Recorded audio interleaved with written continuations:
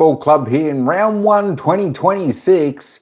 Australian rules football. It's going to be an absolutely fantastic day. It's going to be a fantastic game here at the MCG. It's about 19 degrees. The game's due to start in about 3 minutes. There we go. Just before we head anywhere, we're just going to have a look at the teams.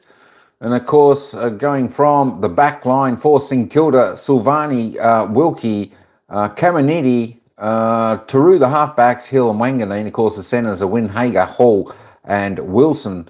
Paloppo, Boxall and Owens are the half forwards for St Kilda. Marshall, Sharman, Higgins are the forwards. The followers, of course, De Koning, Flanders and Sinclair.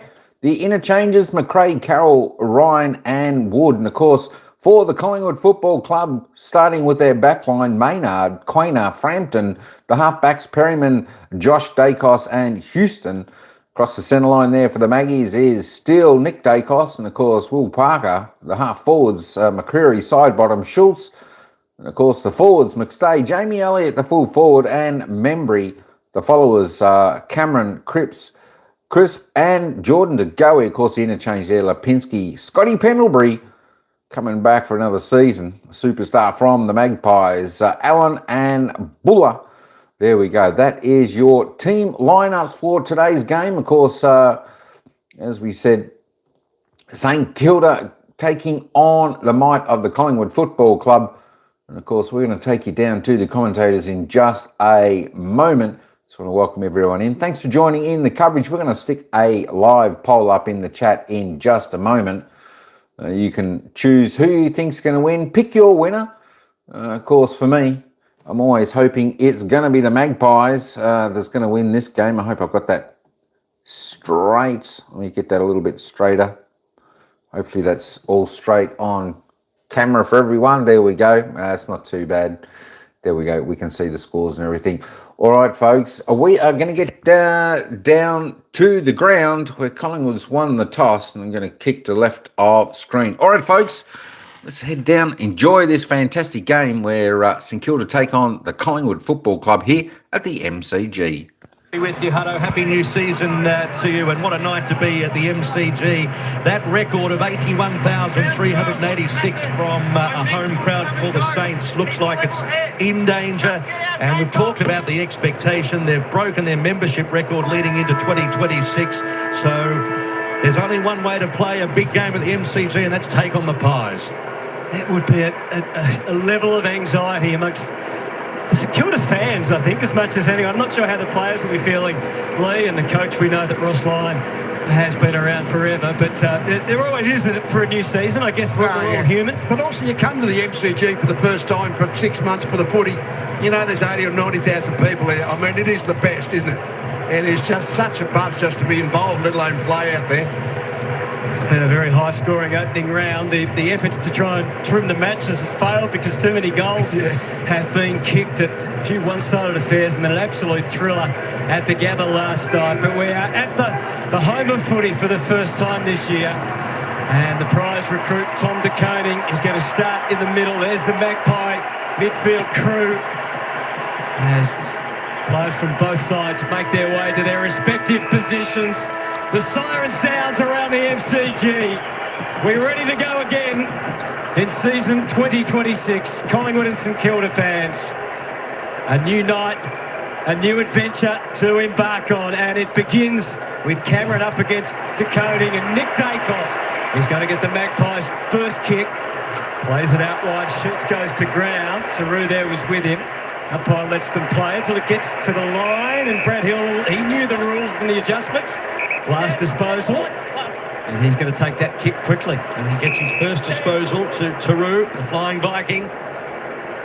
Thrilled us numerous times last year. They go along the wing. Hill with his second disposal. Kick towards half forward. Marshall could have been nudged out. Frampton was involved along the ground. Josh Dacos picks it up. He retreats backwards. Quaynor Pies under the pump early here. Inside forward 50 for the Saints. Ball just rolling about a bit. And then hacked out by Perryman. That's good enough towards the boundary. Does Schultz get a fingertip to it? Yes, he did. It's going to be a throw in. important, even though he didn't mark the ball. Whenever De Koning or Marshall are forward, the one prerequisite is the ball has to hit the deck. It did then. You get the opportunity for the smalls for St Kilda to get into the game. Cameron and De Koning forming up again. De Koning with the tap and the follow long. Back the other way. Dacos bobbling around. Saints able to move it forward for Filippo. And now, big heavy tackle from Josh Dacos. He's going to be rewarded. Paul was the victor. Jeez, a good tackle. That is a great tackle. Didn't fall into his back. Got to the side and rolled him as he tackled him. He's an offensive weapon off half-back, so they'll be thrilled when he can produce the defensive effort like that. Maynard long on the kick. As this is walled out to the wing, a little too long for McStay. Brad Hill knew exactly where to go. The quick feet, and then to Caminiti, and he gets sorted again. Hill, driving ball along the wing. Maynard against Owens. Fends it cleverly to Desire Wanganeen Malira. Brings it to the inside. Filippo up, but can't complete the mark. He's going to get the assistance of the whistle. And he'll have it up left half forward.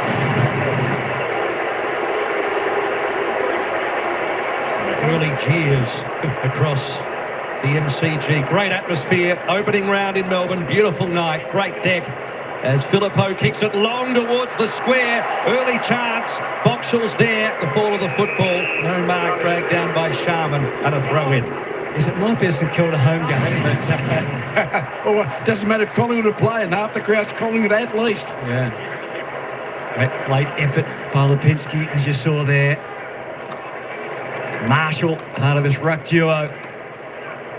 Higgins stripped of it. Filippo. Everyone waits to see which way it's going to swing. It didn't spin much, just floating through for the opening score, which is a St Kilda behind. We all wait to see what sort of year Matthias Filippo can have as well. He's had so many injuries in recent times. Hasn't had a clean run at it. Started in the midfield tonight. Big things expected. Houston. Stand, Clout, knee. 8 years of age. Maynard, Josh Dacos. There's two sides that famously played out the drawn grand final in 2010. St Kilda's only premiership win was by a point over Collingwood. Off hands along the wing. Going in hard, Boxall grabbed by Elliott and also Cameron in a baller. And of course, they're celebrating 60 years since that 66 win with so many of those great names here tonight. And they're all saying the same thing. They want this new St Kilda team to win the next flag and win it as soon as possible. Lipinski able to play it back. Perryman going to be up around the midfield a bit tonight. Long bats it away, but it goes straight to Sinclair. Able to mosey his way through the middle. Open up some possibilities for Wilson. A little too strong on the kick though, Frampton. Not prepared to take the mark. Hall for a moment looked likely. Crisp leaves it behind. They're going hard. Could have been a St Kilda free. Instead it's a Hall tumble punt for behind.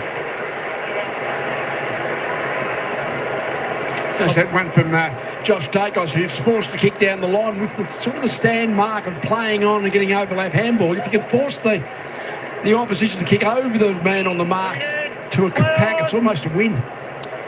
So Houston, little fake and then a low ball. And it's good enough. To Quaynor, Nick Dacos acting captain tonight. Floating handball to going. Thought about Dacos, then thought about Allen. Loops it over the top. Pushing forward now the Pies. Schultz has the option in Nick Dacos, who kept running and then lines them up. What a start. What a start. May have touched the post. We don't know. We're going to review. Went into the iron check and hit the goalpost, please. Score review. You can tell the look that the poster did turn. Yeah, that would have been an anti-climax. Imagine that goal there, given where he started at half back and was the one finishing it off. So we're behind the first score for the Pies. Of course, the opening round last year, Nick Dacos, he pulled up a bit rough after the GWS encounter in warm conditions and was heavily criticised. That took a bit out of him there. Very different preparation for the Magpies, wasn't it, this time? Silvani, another one of those new Saints. This sort of crowd, not foreign to him, coming from Carlton. Same applies for De Koning. Isaiah Wanganeen Malira to half forward, snatched by Quona quickly. Had an excellent last season. Brings it into Houston, who were looking to improve on his first in the Collingwood colours. Floats it out for Crisp. Had time on his side. He needed to with a bit of the fumbles. Marshall close. Able to use Degoe to find it out, although not a really convincing one yet. Houston able to use those renowned foot skills to advantage, and Schultz takes the mark. Right out at right half forward, almost the wing for the Magpies. Decides to keep it flowing to Dacos. And Dacos is the man to keep it flowing inside, looking for Elliott over his head, grabbed by Sinclair. And then De Koning, chain of hand passes with a very rushed kick, a worrying kick in the Garcia direction from Caminiti, and it's going to be a free kick to Maynard. Paid the mark, I think. He did. Yep. Looked to get a clean grab. Now, what sort of journey does he have in the legs early on? So a kick from just outside 50. He's kicked 25 from 229 games. And there's only a real zephyr of breeze, if any, that he'll be kicking into from 54. He's given it a right, and it's another behind. He covered the journey easily. That's a comfortable thing for slightly to kick. Player can time the ball and kick it from the 50-metre line, can't they? There's still a little bit of a swell down here, guys, so I think he might have had a little bit behind him then.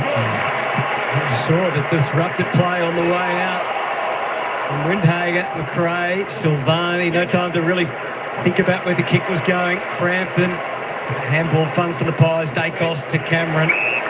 After his best and fairest year to Lipinski into the pocket, well anticipated by Sinclair. Got in front of Buller. Big night for Jack Buller, the former Swan. His first game at the MCG. William Ryan is trying desperately, and we encourage it for him to turn back the clock. Tell you what, I'm glad he got up because he landed heavily too. He just flipped straight over the top. 2019, I think it was, when he took one of the great marks. Over in Perth, the ex-Eagle. Quainer. If we have any reason to play that mark tonight, we will. So maybe he's going to produce something special. Crisp. Stay. Schultz from the side, but Tom De Koning. He doesn't have to do too much tonight to have the Saints fans behind him from here on in. It's a good way to get them on your side, though, Jace, isn't it? Take a nice mark deep early. 100% Burns. 100 games for the Blues. Played 22 games last year. McRae.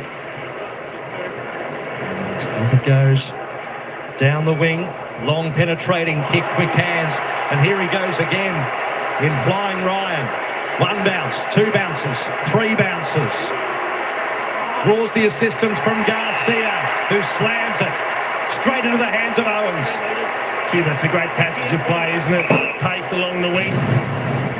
And he just kept sprinting alongside him, Garcia. He knew at some stage he would link up with the hand pass. It was a matter of drawing in the defence and giving Garcia the space to then deliver. And he hits the take. Good hands from Mitch Owens too. A lot of bounces from Liam Ryan, wasn't it? It's not an easy mark with a defender right on your tail like that. Kicked 25 goals from 19 games last year. Fifth year in the AFL. Owens starts it right, not going to deviate. We were right behind the kick. That's where he ran, and that's where he kicked it. A lot of players, aren't they, Jason, sort of taking that step out onto their dominant foot around the man on the mark, but then they kick the ball in that direction. Houston so easily, but unfortunately inaccurately. Too heavy. And this is Carroll, who's spent the off-season turning himself into a small defender. The ex-Blue going to get that opportunity to put it into practice tonight. But Sharman almost. A bit of a shove there, Quainer. Again, Wilson. Big tackle. And the umpire prepared to let it go over the boundary line and out of bounds. Darcy Wilson, part of the band of young Saints coming through. They need to flourish in combination with the big name recruits. Still searching for a goal. After 10 minutes in the opening term at the MCG, Cameron's tap still up for grabs. Dacos, Lipinski, and the other Dacos. Craig McRae didn't tell us what the plan for Wanganeen Malira is. Any ideas, two Hall of Famers, what that could be? I think wherever they need him at the time, I suspect, Jace, that's the flexibility. It's about where do you start? He started at centre square. He was in the middle. Cameron out of the ruck. Perryman, Dacos, thought about side bottom, now Houston. Flat punt towards the outer side. It's going to float out. De Koning lets it go and happy to do so. And I think from Craig McRae's perspective, he's going to allow his midfield to get into the game and see if there's any issues before. He's not going to go straight to the tag. That will be plan B. Caminiti. Hill, busy early. Forward of the mark, we heard the umpire say. It's so hard for the player to be. It's easy to make it's a big mistake, isn't it? Because it's a 50-metre penalty in the shot at goal. But the player, he's not straight away. It's really when you have a look at it, he must, before he stands, he needed to run back another metre. Yeah. He's actually to the side of the mark, not where the mark is. Wasn't on the mark. Difficulty is they're so quick, if you don't pick the right spot, the umpire's just going to ping you. 15th year in the AFL, 7th as a Saint. How's he going to start off the year? With a goal, the first goal at the MCG. Well, they probably needed that. They've had most of the play at the start of this match. Plenty of opportunities. They just needed a straight kick. You've got to capitalise when you get the opportunities. When play's going your way, you've got to hit the scoreboard, and they're able to do that. You can just see Schultz here. So he takes the mark, and he stands to the side, inboard, so he's cutting off the ability to kick inside. He needed to go across. The umpire saying you're forward with the mark. So I get that. You need a lot of discipline from the player, don't you? Make sure that you're being doing what you're told in terms of where the mark is. The player nearly needs to point at the mark as he's running in to stand on, and I think that might get a little bit of leeway from the umpire to allow you to get there. I think in general they've umpired it pretty well. I mean, the players have been disciplined. Yeah. They've given them a little margin for error. But if you crib a metre barn, you're in trouble. Then. Great kick from the oldest and most experienced Saint. And Brad Hill finally get an opening goal with a bit of help from the umpire. He could get involved again here. No, Wanganeen Malira decides to play it back instead. And a nicely weighted kick in the end. And the co-captain Wilkie out wide. He's got it again. Wanganeen Malira to half forward. With a holding on the chance. Straight to him. Stand. Turn back on. Parker lost the headband and lost the footy. Darting lead ahead from Ryan is ignored. Goes to the square, goes for Marshall, or from the side, leap from Sharman. Well, you could see it coming because he had a free run and jump. No opponent, no one went with him.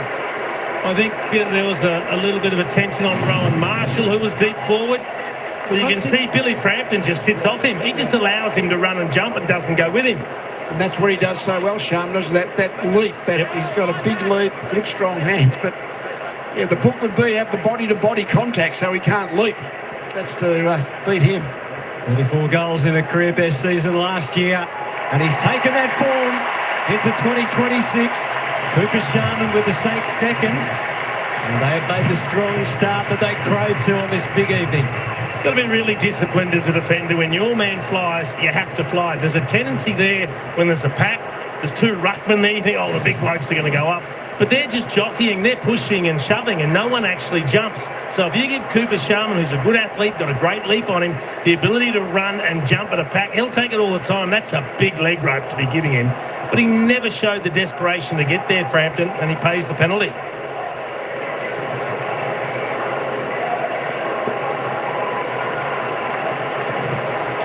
Started well, StKilda now. It's Collingwood good for the first few minutes, but now StKilda look like they're got the game just a little bit on their terms. And when Wanganeen Malira starts to get the ball and delivers it from midfield, they're the most dangerous. Cameron had a little bit of a fresh air shot in the end, grabbed by Windhager. They press again here, the Saints. That's cut off well by Crispin in Houston. It's the flyby. Spears one out in the Steel direction. It's out of play, so it's going to be touched and a throw in. Has to be a clean disposal for the lasso rule, as they're calling it.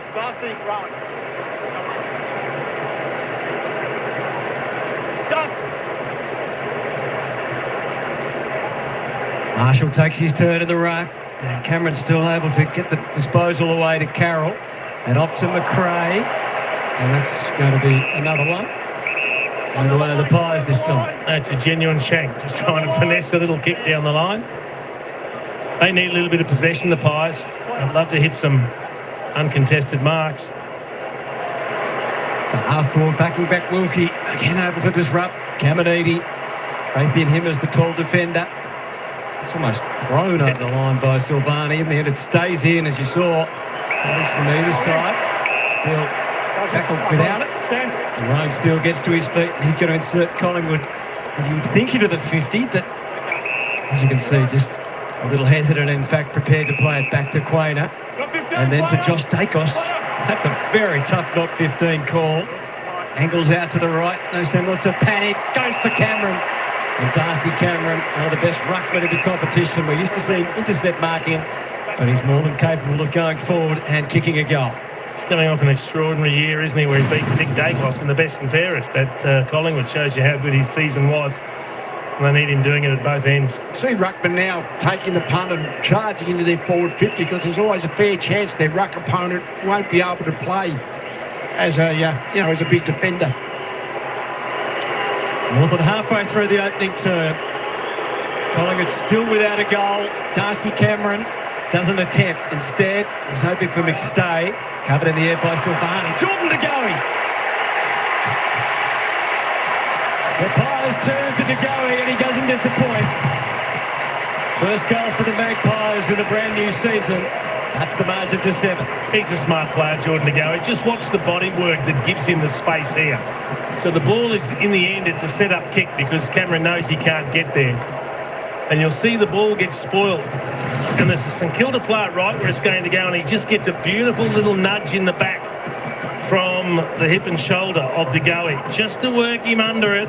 And then he lets the ball come over the back to him, and he's quick enough to snap it before he gets closed down. Beautiful body work. You had a great angle at it.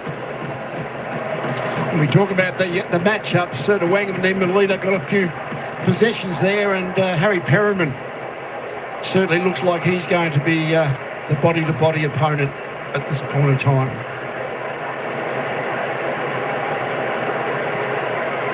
So Buller in the ruck with De Koning. McCreary overruns it. Josh Dacos off the ground. Side bottom couldn't gather. Boxer was there putting the pressure on. And with Garcia affects a two-man tackle and a ball up. Well, something that Naz didn't really experience last year was having a direct tag. James Jordan was on it for 69 minutes. That was the most of any individual player for the season. They tried to scoop it to Lipinski, grabbed by Wood, hurried kick towards centre half forward. Wilson giving away a free kick. Parker receiving that at half back. Off to Josh Dacos and then on to Maynard. Side bottom, and again, Prime was the call, and Carroll was, in fact, it wasn't Carroll, it was Boxall who got across. He was awake to it. He was certainly impressed last year and in the early pre-season for the Saints as that big-bodied midfielder.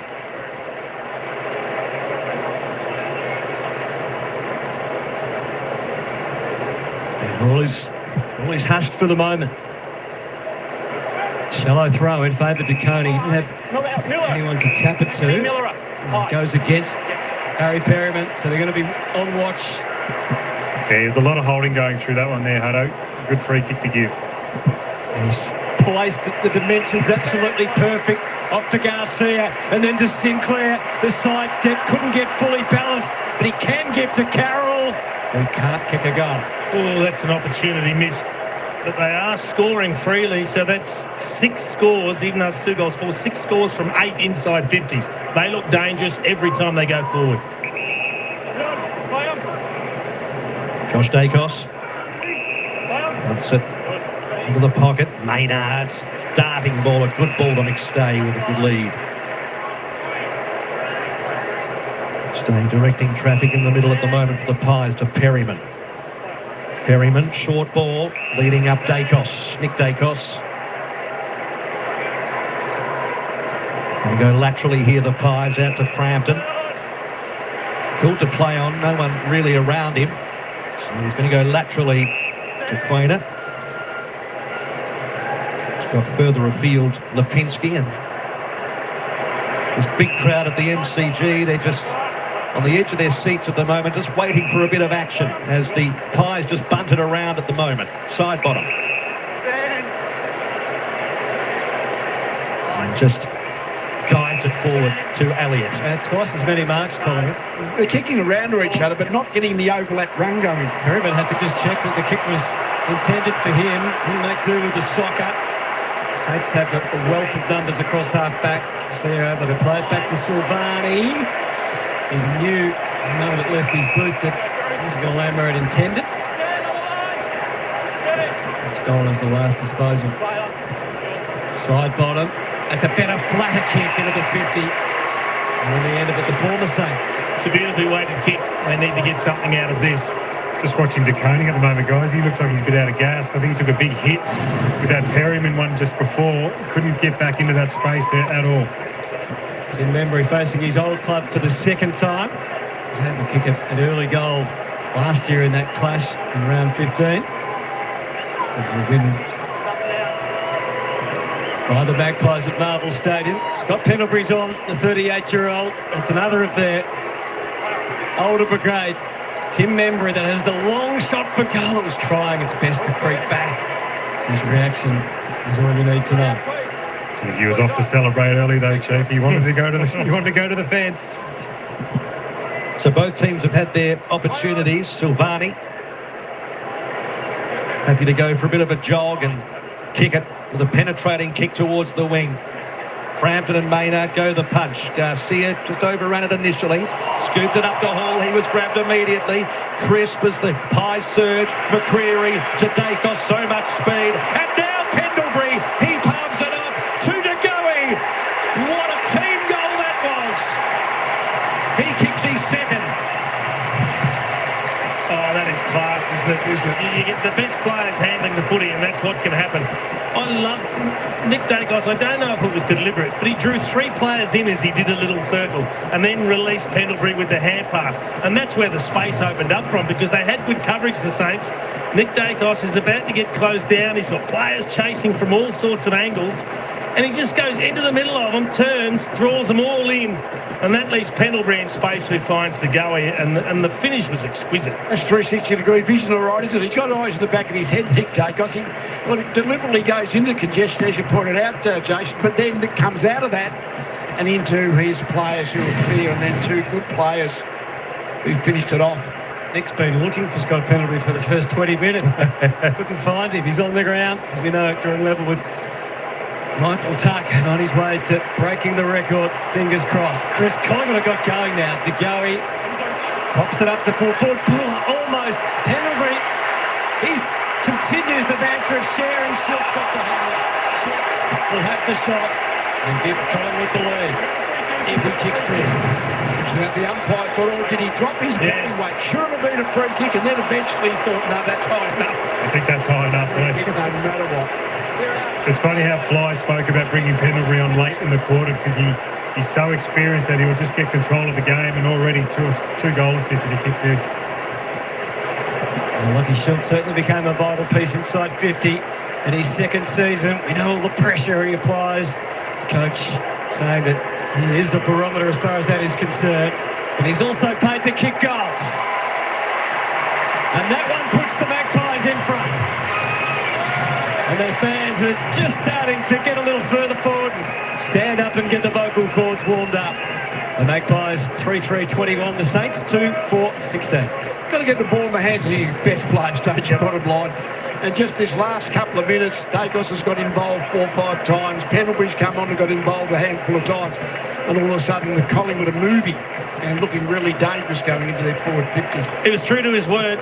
Collingwood coach Craig McRae told us pre-game we might wait till about the 20-minute mark, bring Scotty Pendlebury on. When a little bit of the heat goes out and things slow down, because he reads the play so well, he can make things happen. He's like a conductor out there. So Jack Sinclair there doing the shrugging. He stepped back inside, but he didn't dip. He didn't drop looking for it. You had to pay that. What Pendlebury's done is his 21st season. Amazing. Dacos in the middle. Scoops it up to De Goey, who's got the adrenaline pumping now. McCreary waits underneath. It sits up for him on a platter. Then just a little check side, a dinky kick towards 50. Cut off by Flanders. Buller over the top. Pendlebury again. Gets it to Membry. They grab him. Only the football, StKilda are now off to the races to the outer side. To Hill and then to Higgins. Sam Flanders, now the recruit, hasn't had a disposal yet. Just getting the pace of things. And Jack Steele, the former captain's Hold number 9, down to Sharman, not quite in the air, but he's done well on the ground, nimble enough. Avoids Allen, back to Hill, dropped it point blank, Allen goes in, Pies recovered, get their balance back, get the footy in the stars, from Dacos to Maynard to Dacos to Schultz, already with a goal under the belt, wasn't kind, was it, with a handball to Allen, and now it's the Saints' turn with the footy fumbled by McRae, tries to make up for it with the tackle, but already the ball is gone. Tough to win it cleanly, but Maynard did. To the advantage of to go. He just trying to wind their way through the middle. Houston, and that'll work. Gets it off to Parker at the bootstraps of Allen. That made life awfully difficult for the young 21-year-old. He's whacking away, but Caminiti and Taru to lift the Saints' spirits to half forward. Marching out is DeConing. Like a cake of soap there for a while, wasn't it? DeConing to Flanders. Sees a man, Windhager, but McCreary was bearing down on him. It was a real throw under the buster. Then McCreary just hacks it with an entrance inside 50. Hit hard by Membry. He's got no one to pass it to. McStay ran on by. Pendlebury wasn't there. And now through Wood, StKilda on the slingshot. Wide ball. Finds Hall, who can steady the ship for now as the cavalry arrive. Wanganeen Miller deep forward, calling for the ball. He wants it one out. That's the extra dimension that he may well add to his game this year. 4 goals in the Community Series game. The kick went instead towards Sharman. Frampton predicted that well. To go in a rush, but effective to steal to Houston. The handballs are starting to change. Dacos goes the torpedo. Down to Edith McStay, the right away for Buller. Couldn't hang on. Oh, under siege.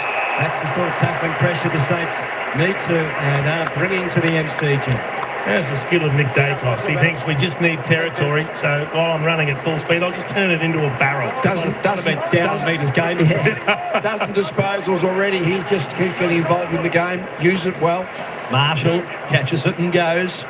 Round the body, bouncing ball over the head of Sharman. Cameron was the taller man. Back to Maynard.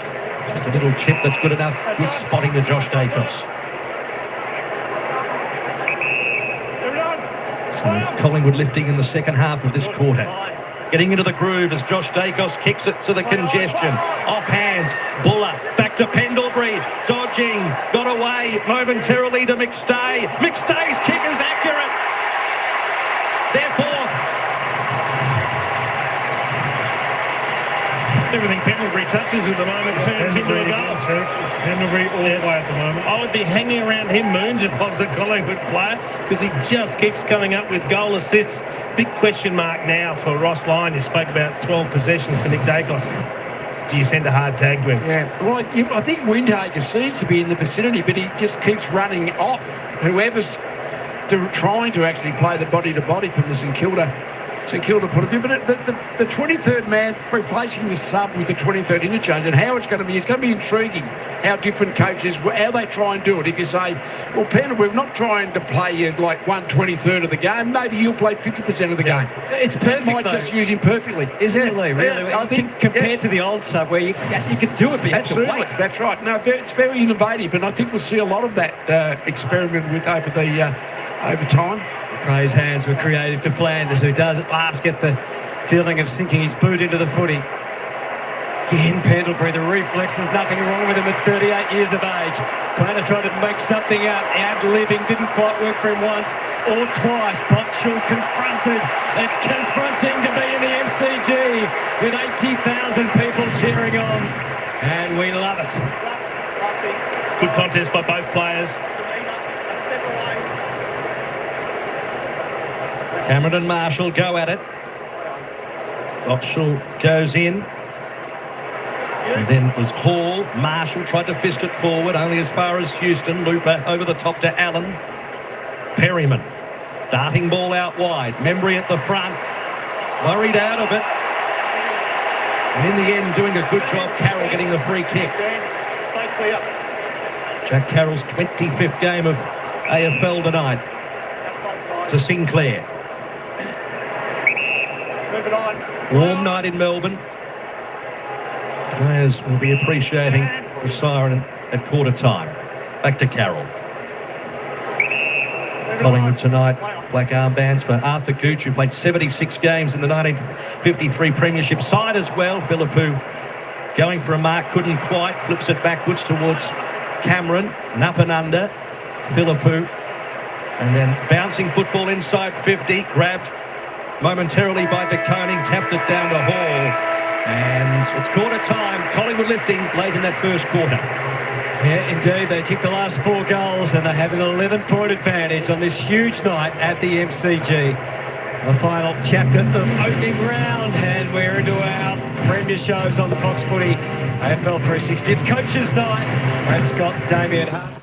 Manny, there we go. Hey, g'day everyone. Welcome in, welcome in. Cause B3. Elvis is in the building. Man, Demetrius is there. Elvis there. What's this Algo Saints? I don't know about that. Go Pies, that's all I'm saying. I tell you what, it was a good start. It wasn't a bad start. Defences were holding up well for both teams, and StKilda got a nice little bit of a run. They seem to get a little bit better run through the midfield. Pies seeming to not be so clean as normal. There we go. Saints got on top, but then it turned out to be a little bit more of a scrappy game, contested game. The Pies certainly got on top. In that late in that first quarter, there we go, 4-3-27, the Magpies, 2-4-16, StKilda. It's the Magpies by 11 points here at quarter time, the MCG. Both teams have had some chances at goals, sort of just missing the goals, hitting the post. Of course, Dacos just about scored the opening goal, but just shaved the post. But there we go, the Pies kicking the last 1, 2, 3, 4 goals of the game.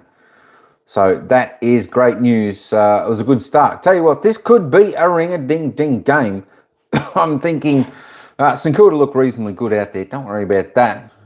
It's just who's going to win the scrap. Is someone going to pull away, grab a margin and break the heart of the other in this opening round? Opening round? It's more like round 1, isn't it? But opening round, yeah. There we go. Pendles is on fire. He's playing well. Dacos so far. Probably the leading player. DeGoey having a cracking game. A couple of Saints players going all right as well. Hey, let's have a little bit of a sneak peekaboo at the goal scorers and the leading stats getter out in the ground up until quarter time. And of course, Jordan DeGoey, the only multiple goal scorer out on the ground for the Magpies. He's kicked 2 straight goals. That's what we like to see. Kick straight, boys. Kick straight. Lockie Schultz, Daniel McStays got one there. The singles for the Maggies. And of course, for StKilda, Cooper Sharman. Bradley Hill are the 2 goal scorers there for the Saints. Looking at the disposal getters, and if you don't mind umpire, the Dacos boys, they've come out running in the opening round of season 2026, the AFL Premiership season. Nick Dacos with 13 disposals already in the opening term. 6 kicks, 7 handballs. He's had a mark, 3 clearances in that goal. I mean, that behind, I should say, which shaved the goalpost. He nearly got one. Straight like Micah Manny. That's it, straight like Micah Manny. You better believe it. Josh Dacos, the other superstar brother, 11 disposals, 7 and 4. He's had 3 marks, a tackle and a clearance. Doing well. Dan Houston, tell you what, he's been alive down back, hasn't he? 10 disposals with 7 and 3. He's had a clearance. They're the only 3 players with double figures at the moment on the disposal count. The best for StKilda is Jack Sinclair. He's had 9.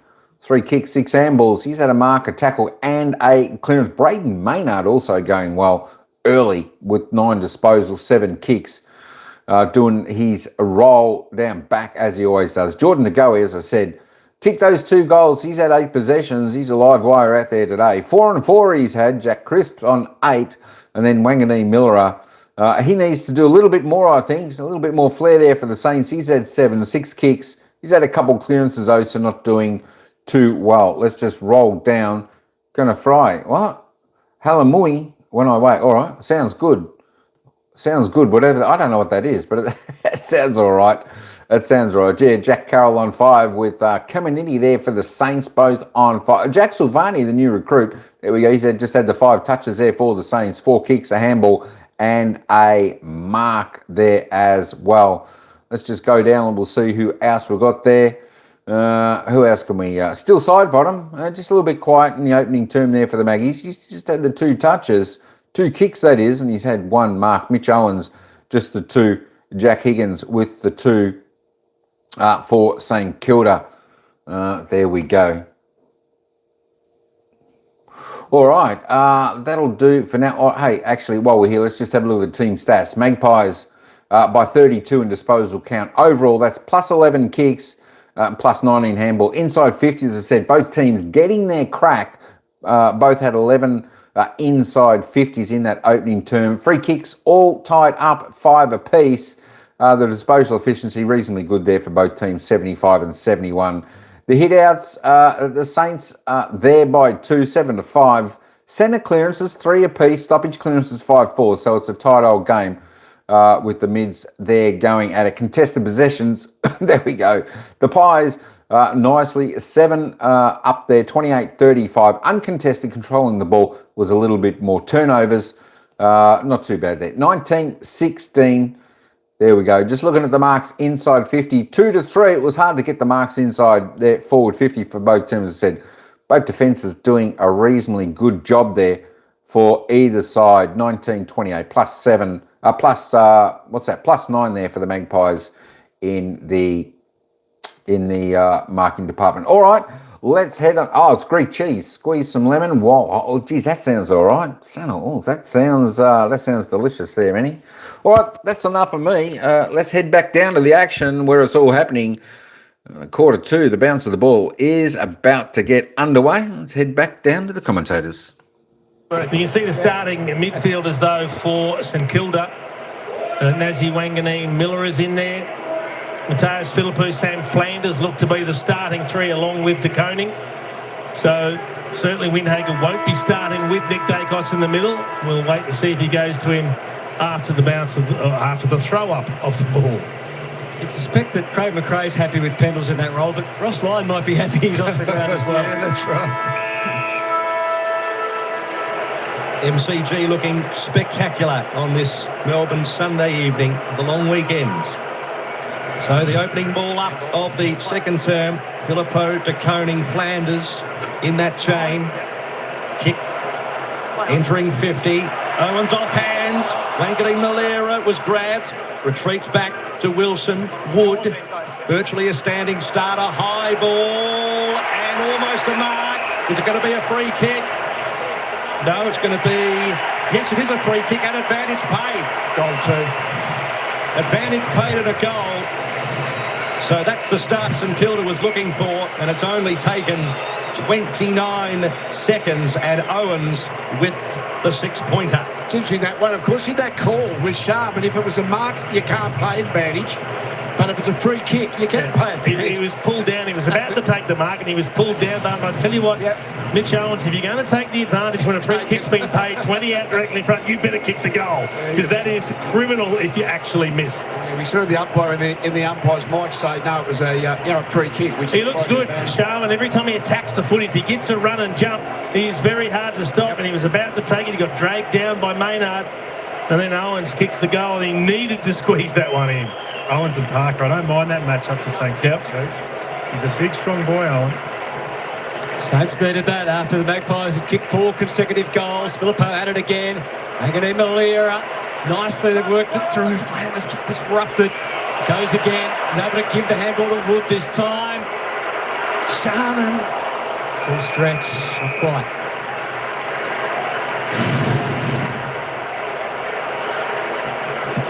Thanks to Sam Flanders. It's only his 4th game here at the MCG, being a Gold Coast Sun. This is something that he would never have experienced before. A crowd and an occasion of this magnitude. Hopefully it won't be too far away for the Suns occasions like this. But he is now a Saint. Long is able to dig in and through Crisp's hands into Dacos. And the scenario changes so hard to capture. And his kick is absolutely sublime to Schultz. And they are spreading with confidence. Elliott, he's got side bottom ahead if he can handle it cleanly.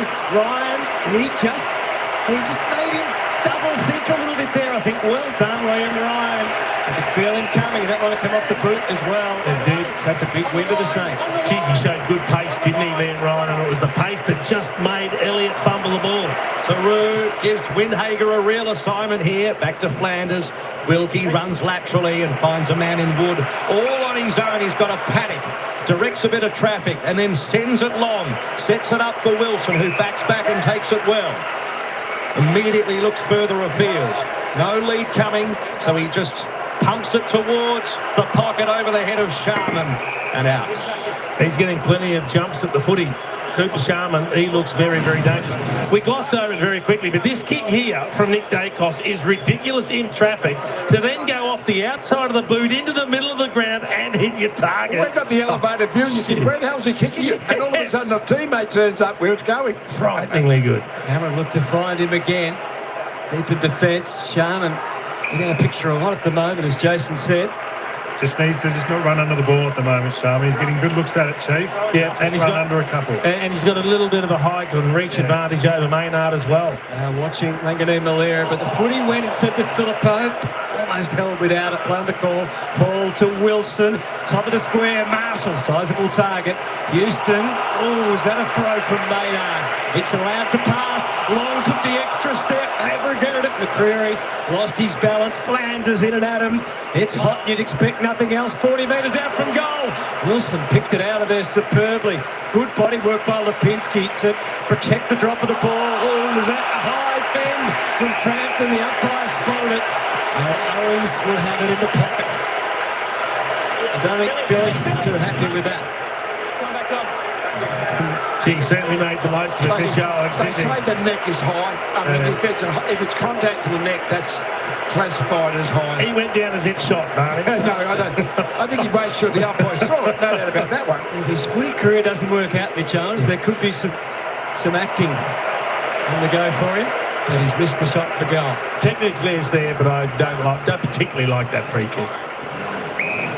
Josh Dacos to Houston. Long ball. Saints have the numbers here. Elliott in the middle. Free kick going to Silvani. 128 games for the Blues. Groin injury late last year. Curtailed his season. Worrying kick, but okay in the end. To Wilkie. Corridor. Windhager. So lead forthcoming from Wanganeen Malera. Goes over his head. No mark taken by Marshall. Came out to Maynard. And then Maynard, stinky little kick. Schultz did well on the half volley. Dacos by hand. Lipinski needs numbers. Schultz is there. And then after a 180, round the body, bouncing ball. Side bottom's there to meet it. He just backs it forward. Windhager's there to gather though. Windhager stops, props, inboard he goes. Buller and Silvani scrapping for it. Silvani takes it to ground. Could be precarious. Hot football to be won over on the far side of the ground and eventually out.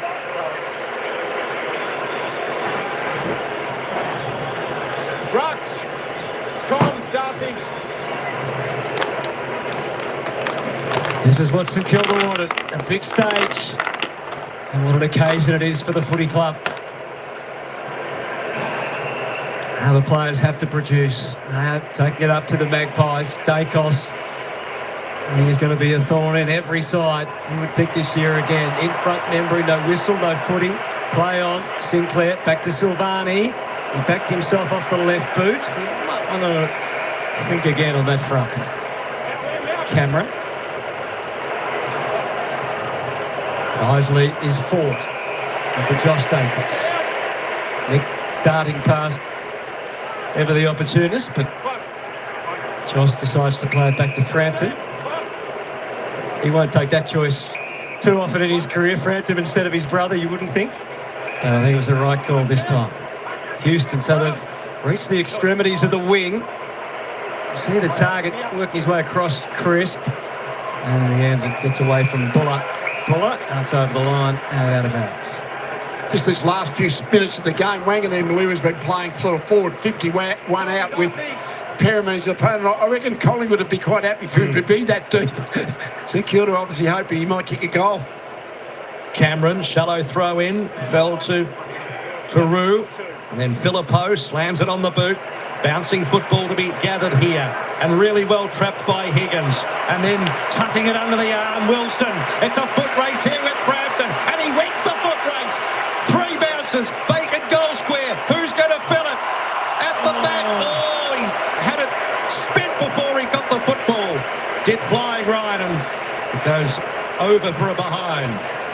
Geez, it was an exciting run from Dust, wasn't it? And then he just needed to trap the ball. Liam Ryan couldn't control it. Goal goes begging.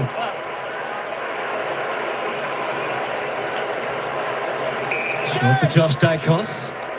So we've talked about Naz and Nick Dacos. Haven't we got some absolute excitement machines out there tonight? Oh, Liam Ryan is going to provide some thrills for us, isn't he? You would think if he stays fit. So is this man, Taru, in the firing line. Sharman played it back, Windhager.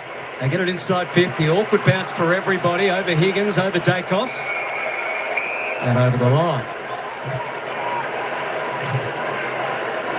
Saints the only scores of this second quarter. They've kicked 1 goal, 2-0.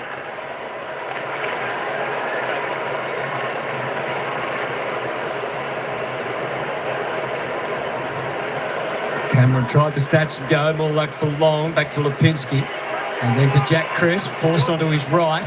To Koenig in the correct position. But bounce didn't do him any favours. And it's awkward also for Elliott. As you can see, Buller, the footy, but the tackle from Silvani. Not giving an inch. And in fact, holding the ball. Wow. That is a tough decision. Caught that, Jack. Tough. Silvani happy to cop the free, but poor Jack Buller. Impressed in the practice match against North Melbourne and Ballarat last week, gaining a spot for the Pies Buller, the 9 games for the Swans last year. Hill, the Saints. Quaynor comes out, takes a strong defensive grab ahead of Sharman, and then he took the step, so he was called to play on. Has that covered. Lipinski, side bottom. Space along the wing. Probing kick to Schultz. Still plenty of life left in this second term. Oh, the kick retreating, giving ground. Was over the head of Dacos, and then Ryan was able to gather, and then he cops it up. There was a golden opportunity there for the Saints, straight to Frampton. Who quickly spots Cameron on the way out. He certainly hasn't slowed down from last year. Again, the Magpies get into this kick mark game. Maynard.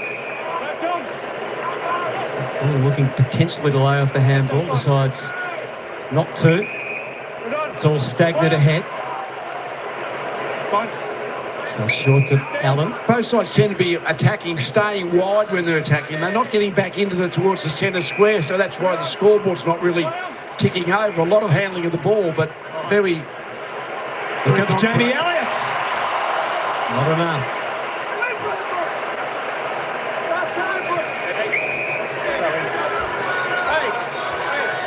Trying to claim it as last disposal, but it was rushed over rather than with a meaningful handball.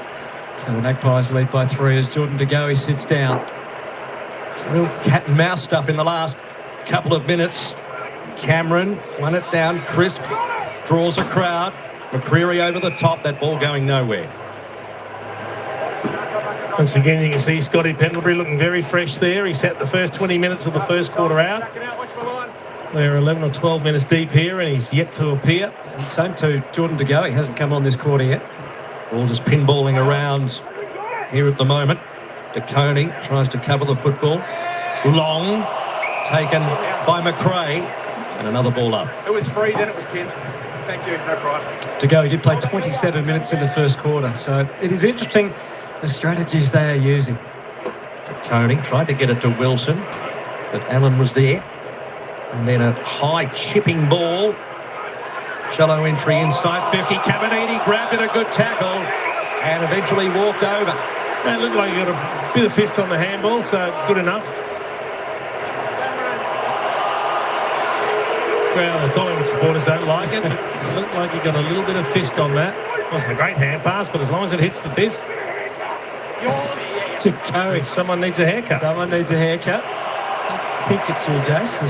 Not me. Ball's kept alive to Wilson. It's out. Actual tumbling punt back to the wing. Again, Sharman just a little bit too far forward.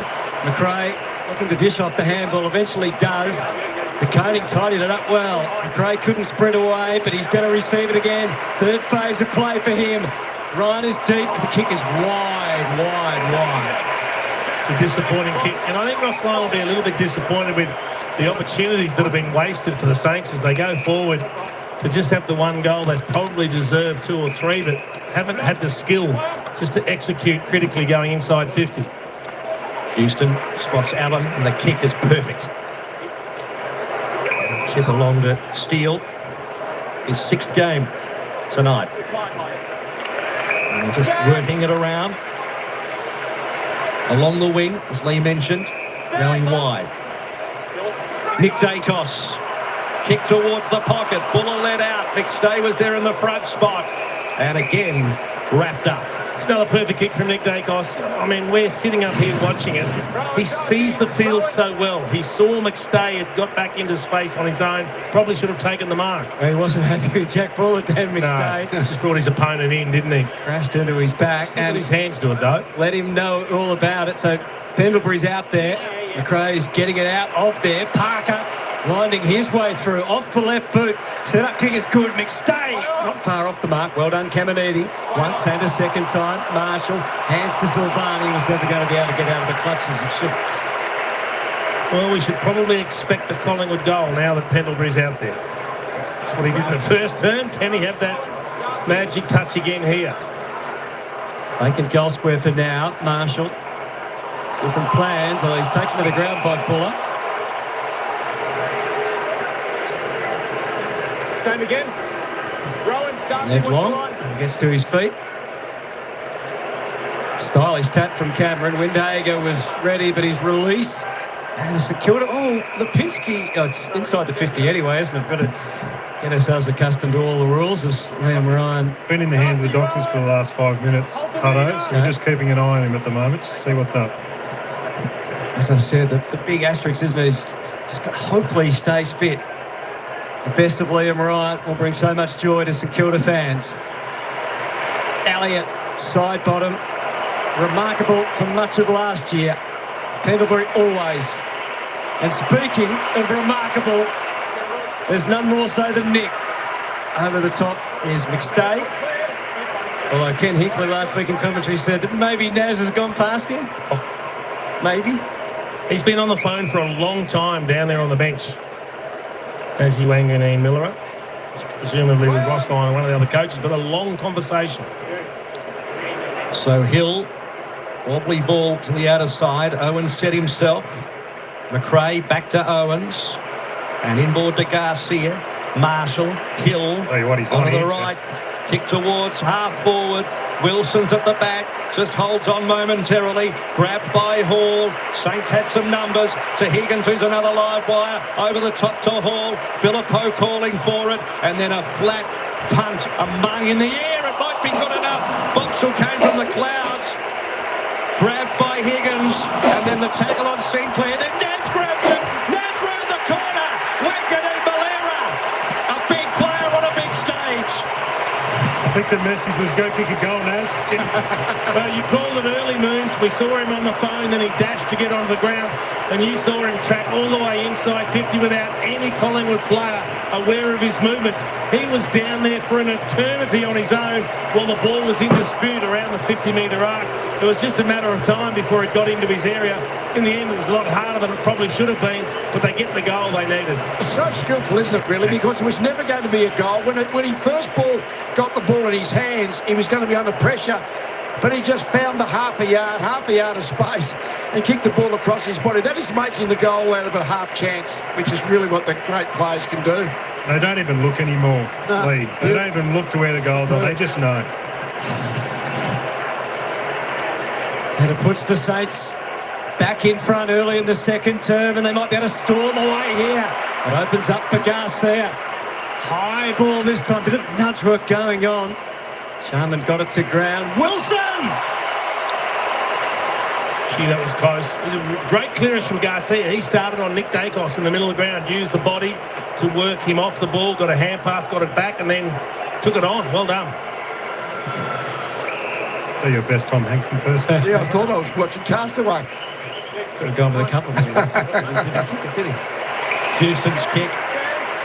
Only grabbed by Carroll, who was standing in the right spot. Filled the hole perfectly for the Saints. Little 9-iron to Windhager. So the next kick interesting. No real lead presenting. So he kicks to the congestion. Sharman waiting at the front. McStay got his hand to it. Houston grabbed by a couple of Saints. The umpire crosses himself. So McStay back there rucking against Owens. He had the size. Oh, Sinclair, fancy hands, but straight to Quaynor. Perryman alongside Manganese Malera. Paula just takes ball in hand and dives over the line. Touchdown. Thank you, Rowan. And so with just under 8 minutes to go in this second term, some symmetry about the game. The Saints kicking the first 2 goals in the first quarter. The Magpies then kick 4 in a row. StKilda at the first 2 here. I don't want the same thing to happen again. Frampton's got all sorts of issues, and he does not dispose of the football. Well, the problem was he tried to fend off first. And as soon as you go to fend, there goes your prior opportunity. And then he didn't get the clear hand pass away. So Cooper Sharman. Just feels like they're on top again. They had this patch for a large chunk of the first term, didn't capitalise on the scoreboard. These kicks are critical. Continued absence of Max King. His importance to the forward line has only grown and grown. And so is his stature in the game. Second goal for Cooper Sharman. 3rd in a row for the Saints. And the margin is out to 9. Yes, he was a bit unlucky, Frampton, wasn't he? I mean, he was tackled, he was in the middle of the pack, and the ball fell out of his hands, but then once he knocked it clear, it was like an incorrect handball. So an automatic free kick against him. If he just let the ball drop, probably play on. But this one here, he just probably play on and when at this point, but that's when it's incorrect disposal. That's an arrow. The kick from Sharman's a beauty.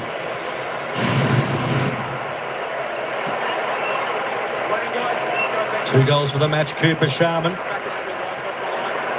34 goals from 21 games last year.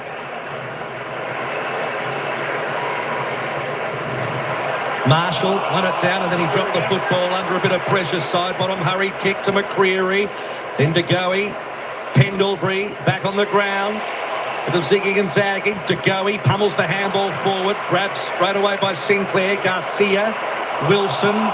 Dropping the football, Philippo, ball to be won, Perryman grabbed, and just clutching onto it, Pendlebury with desperation, as we see Windhager leaving the ground.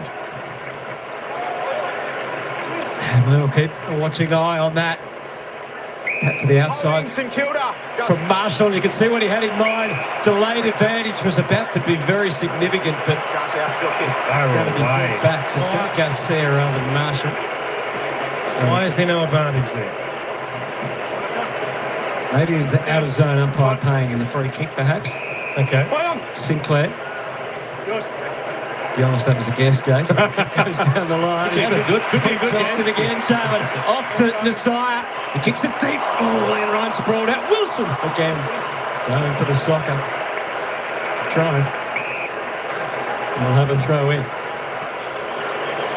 Got a bit more life and energy around the ball, haven't they, this last 10 minutes or so? It's a struggle game. It's not a free-flowing game, which we've seen in most of the games, or the 4 games played to this point. It's a real battle to get clear into space. Next turn to have a rest on the throw in at the back from the Cameron tap. Wilson tried to slip through the tackle. Collingwood. He threw it. And Windhager back on the bench, boys, so no problem there. Mentioned that stop-start pattern of the game, Lee. You can feel it in the crowd too. There's this anticipation, isn't there? Tension. Yeah, they're kicking the ball to each other, but not going really attacking, quick, overlap. Need more overlap handball to get it flowing. So Wood receive it from Sinclair with the 1-2 and then kick towards the top of the square. Wanganeen Malera was just hovering at the back, but what a strong mark from Cameron, who palms it off to Quaynor. Perryman. Allen now has some room to move. Affords a bounce. And then long down the line, Membry had an assignment. He was caught at the back and Silvani in the right place. Who's looked right at home, hasn't he, as we saw before he got injured last year as a key defender, really. Reads the play well. Finds himself in good positions. There's always that question about where he should be playing. Continuity in defence. Should be an outstanding acquisition. Wilkie's kick is juggled, and this man really, as a ruckman, easily the best in the competition at taking these intercept marks and helping out his defence. And while that happened, Tom de Koning, who was in the corridor, put his arms up saying, why are you kicking it to the opposition ruckman? And that one wasn't touched before it went out either. So it's kick to kick at the moment. But he also now needs to get down there, Chief. He is. He's there again calling for it, and he's 20 metres away now. This is a kick that he can run and jump at. Oh, Naz jumped at the back, and he might have given away the free, I think. He was miles off the pace. And it may well have cost the Saints a mark inside 50. So it is a bit of kick to kick because Cameron comes up with the free kick to Quainer. Lipinski. Josh Dacos. So inside the 5-minute mark in the second term. What's been quite an enthralling match so far.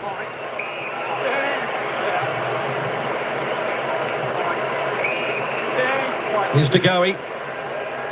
Goes wide, but has the numbers out there. Crisp and McStay. So Crisp giving some orders. Inboard. Houston. It's building. Pies building here. There's a lead coming from Membry. Heads in that direction. Attracts a crowd, but he got 2 bites of the cherry. And it's been paid. He had Pendlebury standing in that same space for an eternity and just ignored him. Ended up kicking to Membry on the lead, who takes a good mark at the second grab. Well, that's come off the Silvani punch, to be honest. He come down with it, I guess. Yeah, if you reach up and come down with it so often, it'll get paid. 24 minutes without a goal this quarter. Magpies. Still just that swirly zephyr of a breeze. Doesn't look to be that dramatic from where we're watching from, but it's a tricky kick for Tim Membry. And it's starting right and just not able to fade it around. Talked about it a lot, but Collingwood 62 marks to StKilda 34. But it is, they're chipping the ball and maintaining possession, but in terms of getting that early attacking kick through, the 60, 70 metres out in the centre corridor, they're failing to do that. Yeah, 28 inside 50s to 17 in StKilda's favour reflects that. It's a great spoil from Quainer. Came from 20 metres away to get there and smash that one over the boundary.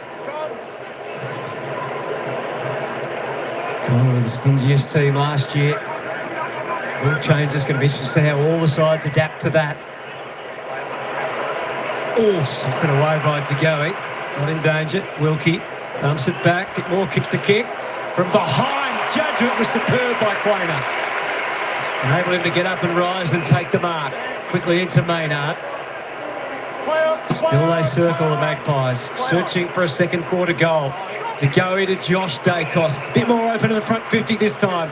Rolls onto the left. A high ball. Schultz one way. Out came Membry again. Contest at the front of the pack. Well handled by Crisp. Waiting for it, Allen. Membry, wrong way. Goes back. Side bottom off the left. Like few in the competition have been able to do. And Schultz takes the mark. Side bottom takes the high five.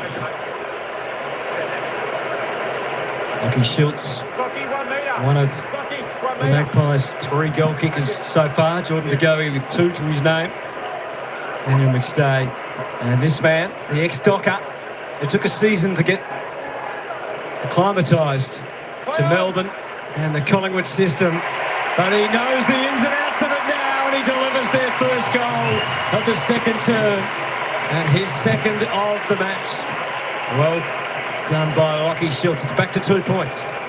Yeah, we've seen such free-flowing, high-scoring games in the first 4 games of this round, but this is just a real battle. I mean, it's just trying to create opportunities out of half chances. The flow of the play is just not happening tonight, or like maybe we're not giving enough credit to the defensive setups of both teams. It's a great kick from side bottom, isn't it? One of the few players in the competition that's as accomplished on both sides of the body. Don't you love it as a forward when a guy's got it on his opposite foot, Jason, you still know that you can lead to him, he's going to hit you on the chest. There's a few you don't bother leading to, mate, because you know it's not getting anywhere near you. Full analysis at half-time at the best in the business. Jason Dunstall, Lee Matthews, Nathan Buckley joining Sarah Jones. Back in the middle, Flanders. Flat ball out towards Higgins. Parker there for company. Spills to Hill. Back to Higgins. Looking for someone to handball it to. Retreats back to Hill. Off a step towards the pocket. And it goes to ground. They hatch over the top. And a ball up. The courage from Box will just go back with the flight and leap, not knowing what was coming. You see Wanganeen Miller in the square, pair him and the opponent. Boxall tries to spin through. Ball there as well. There he is, Naz. I suspect that's an uncomfortable place for a defender. One out deep in defence on Nassi Wanganeen Miller. 11 disposals and a fine goal. His return. But the numbers are a little lower than what we saw in the back half of last year. It's going to get a lot more attention this year. Yeah, I'm not sure that positioning is taking... I mean, I don't know how good he's going to be one-on-one deep in the forward line. I guess you've got to play him there a bit more to find out. But basically, getting the ball through the middle of the ground is Maliwa's main strength. Slick hands from Dacos. Steele, Schultz to the wing. And the promise of something better. Buller, he's really rushed that kick. Hangs in the air for a long time. Windhager had it under his control. Back through the middle to Flanders. They build. Owens took an extra second to balance and assess. Wanganeen Miller out of the square. Skids back to Sinclair. Couldn't get the long kick. Boxall give up a bit more ground. De Koning does. Marshall and Higgins and Frampton. Frampton's kick is short and almost dangerous. Quainer there with bearing down on him. Ryan short to Parker. And he's got a touch of the fumbles as well. Exits 50. McStay at the back, fell to Woods. One last foray here for the Saints. Windhager back to Hill, spearing ball. Ryan caught at the back, and again Parker. Collingwood defence, of course, without their prime experience. Key backs in Darcy Moore, the captain, and Jeremy Howe, and they've held the Saints to just 5 goals.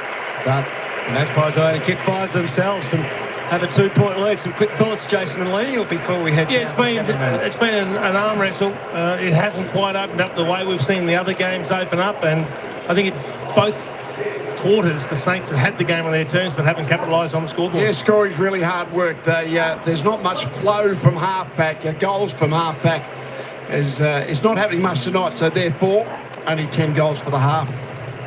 Let's get down to Cameron Mooney. Well, Hutto, with the new rule coming in with no sub, there's always going to be how teams were going to play it. And what we're seeing tonight from Collingwood is outstanding with Scotty Pendlebury. Coming on around the 20-minute mark of each quarter and then coming on and having an impact. He's only had the 9 possessions, so it's not a huge stat night, but he's had 3 goal assists in that as well. So absolutely love what they're doing with him, making sure that he's going to see out the game, not just throw him in there in the middle at the start of the game and when it's all rushed and all of those type of things. Bring him in when the game comes down a notch or two. He's so smart. We know that he's so experienced. He's absolutely flying with what he is doing, and I love what Collingwood, how they're using him. All right, we wanted a close and great contest, and that's what we've got. It's tight. It's a 2-point lead to St Kilda on their big night as the players break for half-time. More analysis coming up, and of course, that's exactly what you'll get on Monday night. Jared Waitley and Gary Lyon. It's coaches' night. Brad Scott, Damien Hardwick are their guests. And then on the couch to follow AFL 360. Lethal staying over and joining Brownie, Bucks and Jordan and Jack. All right, folks, we'll be back with the commentators for their wrap-up of the opening half in just a moment. There we go. It's 5-7-37. The Saints leading the Pies 5-5-35 by 2 points. Boo-boo Swans. That's it. Eddie G, what's happening? What's happening? McGilmore, how you doing? Does Stefani get a weekend release to play for St Kilda? I think he might have. I think he's got to be back at by midnight, I think. He's got to be back by midnight. There we go. Tell you what, that was a bit of a scrappy game. The Saints did get on top most of the way through that second term. They just seemed to be a little bit more cleaner, a little bit more composed with the ball, whereas they put the Pies under a bit of pressure. And they were just, but you know what, they hung in well there, the Pies. They only kicked 1 goal too in that second term to St Kilda's 3 goals 3. But we'll see where this game ends up. As I said, I think this could end up in a ring-a-ding-ding game by the end. I think it really should come down to a close match. The way it's being played, the way it's panning out, and we're seeing how things are going, it looks like it could be down to the wire come the final minutes of the final quarter. We will see. But, yeah, it is good to have footy back, I'll tell you what. That was a long few months wait. What was it? September, October, November, December, January. That was a long 5 or 6 months wait for the footy to be back. But to tell you what, it's happy days. It's happy days that the footy is back now. And we're certainly loving it. Just to, don't forget, just to wrap up of opening rounds so far, Sydney defeated Carlton 132-69. The Gold Coast Suns defeated Geelong 125-69. The Gold Coast Giants had a good win over the Hawks, 122-95. And, of course, the Lions defeated by the Bulldogs winning 111-106. It was a good result for the Bulldogs up there. And, of course, the final game of the opening round here this evening at the MCG, as I said, 18 degrees. Good temperature out there for the boys. Definitely better than it was up there in Brisbane last night for the players and over the weekend. There we go. All right, let's pop back over Gold Coast. Gold Coast, I think, so far, who is first on the AFL? 26. You know what? That's a good question. That's a good question. But it's only, look, not all teams are played. Yeah, Sydney Swans are on top from the Gold Coast Giants. You know what? If the match stays where it is, St Kilda will be fourth. There we go. I don't know how that works out. St Kilda above the Bulldogs. If St Kilda is only 2-point margin, the Bulldogs are 5-point margin. That's interesting. There we go. Don't know how that works. The pie is still 7. It's very interesting. It's very interesting ladder this year because you got the top 6 and then the bottom, then the next 4. So it's the top 10 this year. Yeah, it's really interesting the way this fixture's going to be. It's going to be interesting to see who will win that. Who will win this game? I don't know. I'm not sure in round two. Hey, let's head back down to the commentators. They're going to give us a little bit of analysis. What about that goal with the work off the ball, also with the block? Nathan Buckley, he's electrifying. Every time he goes near the ball, something happens. Yeah, he's been excellent, and it's not with massive numbers as we've seen with some other players on the field, but with massive impact. There was a tackle about 10 metres from the goal that he kicked out of centre bounce that signalled his physical commitment as much as his skill that he's displayed in that first half. We've seen him play deep forward at times as well, Jace. Where do you think you want to see him from a St Kilda perspective? It's difficult. He has spent chunks of time forward where the ball hasn't got down to him, and we have seen slightly lower numbers, but we know the impact that he can have. Sharman's looked dangerous, but this guy, one out in the goal square, you know you're going to get results. It's just a matter of are they getting enough damage out of the other midfielders to have the luxury of playing him down. Now, I still want to see him spending his time on ball because he's so creative around the ground with his use of the footy. But they also want to see him inside 50 because he's going to kick a goal if he gets a shot. I wonder if they're playing him deep forward instead of interchange. I mean, in other words, you've got to have a certain amount of energy that you've got to put into the game. So maybe if he's playing deep forward, well, he's on the ground rather than being on interchange having a spell. Well, St Kilda have been able to keep Collingwood to around 18 inside 50s, I think, and have 31 themselves. So in terms of field position, you don't mind him being full forward if the ball's in the front half. It's there, What about Nick Dacos, Bucks, in that first quarter? He was everywhere, and some of his kicks were mind-blowing. They were so good. 11 disposals in that first quarter. He's up to 18, 390 metres gained for the opening half.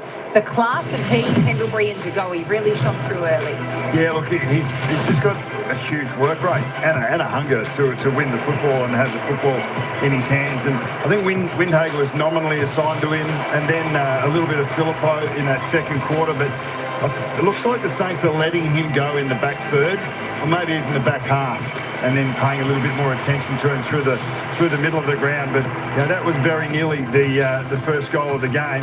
But he's just so dangerous with ball in hand. And when you put, as you called in the call, Dacos, Pendlebury, Jagoe, that's when good things are going to happen, especially if you're in your forward line. That kick there was the same. We were on the elevated view and you thought, he's kicked it to nowhere. But then if Schultz scored, you knew Schultz was going to get up to the end of the kick. But they're going so wide, both sides. Is that the defensive pressure? Is the defence making them do that? Or were they just not really been desperate enough to go into the middle. Well, this kick in particular, It's it's a little bit about understanding the structure of the rest of your team. Yeah. And under pressure, okay, where's my bailout? I don't think he saw Schultz there, but he instinctively knew where his out was. I think both teams are defending really well. Yeah. I think St Kilda in particular are controlling the centre of the ground. Collingwood have had almost 70 uncontested marks, but they haven't hurt or been able to find territory with that, which is a hallmark of a Ross Lyon coach team. Yeah. Jace, Tom de Koning, what have you seen from him in his first game in St Kilda colours? He was a presence particularly early. He was. Cameron Mooney made some really good comments. I mean, you come to a new club and, you know, there's such a weight of expectation upon him on such a big deal. You know, he worked down in defence, took a great intercept mark. Some of his ruck work was good. He gets involved. He can almost be like a big ruck rover. He's not quite as skilled as, you know, as some of them, but I thought he did some really pleasing things. I think they'd be happy with what they're getting out of him, and I think having him and Marshall out there, and at times they're both out on the ground, I think it gives them a point of difference, something that they can use. They certainly look more threatening in the air, don't they, with those two legs? Well, they do. I mean, yeah, he's got such energy, Tom de Koning, and as Buck said, in field positions, St Kilda are dominating that. So you'd have to say they're dominating the midfield for the most part. But he's got such. I mean, ruckmen are interesting, aren't they? You've got the hit-out part, you've got the marking part, and you've got helping out at ground level part. And that's what he can be really good at, more and better than the majority of the ruckmen. And Buck's one guy who's really helping out around the ground and behind the ball is Darcy Cameron. He's been able to take a couple of crucial marks that have held things up for the Pies. Yeah, well, the Pies were on the ropes there in the last 10 minutes of that quarter in particular, and St Kilda really did dominate that quarter from a territory perspective. But yeah, Darcy Cameron with Jeremy Howe and Darcy Moore out, Cameron was actually their #1 intercept player from the air last year, and he's followed through on that form. A couple of marks there, and then it's on here where you start putting that much pressure on the opposition forward line that they start to overreach, and there was a free kick there. So 3 contests back to back where he was able to hold up when St Kilda could have quite easily put a couple of goals on the board to frank their field position. All right, well, it is a perfect night for football here at the MCG. 20 degrees, Jason. It is quite spectacular as we head down to ground level and join John Ralph from the midweek tackle. Rich returns to Fox Footy this week. Ralphie, the MRO and the reigning premiers, they've been hit hard today. Hello, Sarah. They were in an unforgiving mood, and Brisbane has until tomorrow morning to decide upon a trio of suspensions, which, in concert with Hugh McCluggage's fresh calf injury, mean that next week all of their All-Australians of 2025 would be missing against Sydney. Let's run you through those charges. So Harris Andrews, a 3-week ban, high impact and severe for that swinging arm strike on Artie Jones. Now, Jones was concussed. 1 week for Zach Bailey for his elbow to the head of Michael Selwood. I'd imagine it'd be hard to downgrade that one. And a week for Darcy Gardner after his forearm bounced off the arm of Aaron Norton and hit him high to the head. Now, AFL football boss Greg Swan was so incensed by the tribunal downgrading the Jai Newcombe ban last week, he actually considered appealing that. He didn't really have grounds. But if you're Brisbane, you're thinking it's probably not the perfect climate for us to try and bring 3 cases to the tribunal and then potentially overturn those ones. Jason, what do you think of Harris Andrews there? Do you think that's the one that they'd be most likely to try and downgrade to maybe 2 weeks? It's a big loss. I mean, if Harris Andrews is out for 3 weeks, that's a massive chunk of your defensive structure gone. I get why he got the 3 weeks, because it was a nasty whack to Artie Jones. It caused concussion. There was a big shiner there, a big lump. But what's realistic expectations? If you're on your knees and you're trying to stop a bloke from getting the ball and you're throwing a shepherd back, is it realistic to think you're going to hit him in the head when you throw the arm back, when you're on your knees? I don't think so. Well, to me it seems harsh, but yeah, I get it because of the injury that's been caused. If they say if it's accidental, obviously nothing happens. But if it's more than accidental, somewhere between clumsy and careless, then the next thing is it's a severe, because it's a concussion. That's why careless and severe is a 3-weeker. So are we now very hard to argue it down, you would think. Are we now saying anything of a shepherding nature where you're not looking at the player as careless because you're not quite sure where the contact's going to be? I find that difficult. Well, that's what they'd argue then, because the careless is what he's been charged on. If it wasn't careless, if you could argue that it was accidental, well, then he's not guilty. I think they were going, why did you throw your arm back? And there's a little bit about Harris Andrews seeing the player there. Yeah, because he knows he's going to go for the ball. There was no intent to hit him in the head. No, correct. There was a clear intent to impede his progress. Yes, which is why you throw the arm out. Probably going to have to argue that point as to whether it's intentional or not. Yep. It's a tough one. Three suspensions, and of course adding that with the injury to McCluggage. So it is a bit of blow, but if anyone has got the least depth to cover it, it's probably the Brisbane Lions. Ralphie, what about the Pies and some returning stars? When are they going to be back? Well, I was talking to Collingwood's football boss in Charlie Gardner. He's pretty optimistic now about Darcy Moore. He's had 3 really good weeks of training, and so the expectation is that if he's not playing against Adelaide, he'd be really close. Now, you'd imagine that with the bye after that clash, I think Jeremy Howe, the expectation is he's back round 3 at best. Now, StKilda's football boss in Lenny Hayes, the news is not amazing on Max King, so he'll be back in 3 or 4 weeks into main training. You'd imagine needs maybe 2, 3, 4 weeks of full training, and then maybe a return through the VFL. And so his football club, which has waited so long, they're just going to have to wait to win some games early in the season. You imagine maybe 6 weeks away at best for a return through the AFL for their star in Max King. Thank you very much for that update. Yeah, that is frustrating for him and St Kilda fans, isn't it, Jace? All right, second half. What can we expect? Because so far it's been a real tug-of-war. It's been a really low-scoring contest. It's been different from what we've seen across the weekend. Yeah, and the style of play has been a little bit slower than the other games, which have been frenetic, end to end. As soon as you get the ball, you go, and it's absolute flat out all the way to the other end. And if you score, great. If you don't, then the other team has their go at going. They've been a little bit more measured, both of them, in hitting the uncontested marks, the short passes, particularly Collingwood, finding those targets. So I wonder if we're going to see the speed pick up again. Maybe St Kilda take a few more risks, not sure. Does it break open, Bucks? I suggest it should, given that we've seen that happen over the last couple of years. The stand rule generally has an impact. The game opens up in the second half, especially in early season games when players fatigue. Doesn't matter how big your pre-season's been. When you get to the third and fourth quarter of the first game of the season, it generally does. But having said that, I think the defensive structures of both these sides are really solid and really intact. I think this is going to be an arm wrestle. I think so, from a defensive point of view, I reckon both coaches would be saying, be prepared to give the overlap handball. The guy on the mark, the stand reel, he can't move. Be prepared to play on and give. Once the bloke with the ball moves, then his teammates move and be prepared to give that overlapping handball and get a bit more flow in the game. I reckon both of the teams would want to offensively do that better. How lucky are we on Fox Footy tonight to have the insights of the great Lee Matthews and Jason Dunstall, both Hall of Fame legends, alongside Nathan Buckley, a Hall of Famer himself. Plenty coming up on Fox Footy this week, including the return of midweek tackle on Tuesday. All right, while we're waiting, folks, 4 minutes to go before the bounce of the ball for the third quarter. Al likes his burgers and fries there. Good stuff. There we go. Hey, that's 2 points of margin here at halftime. MCG.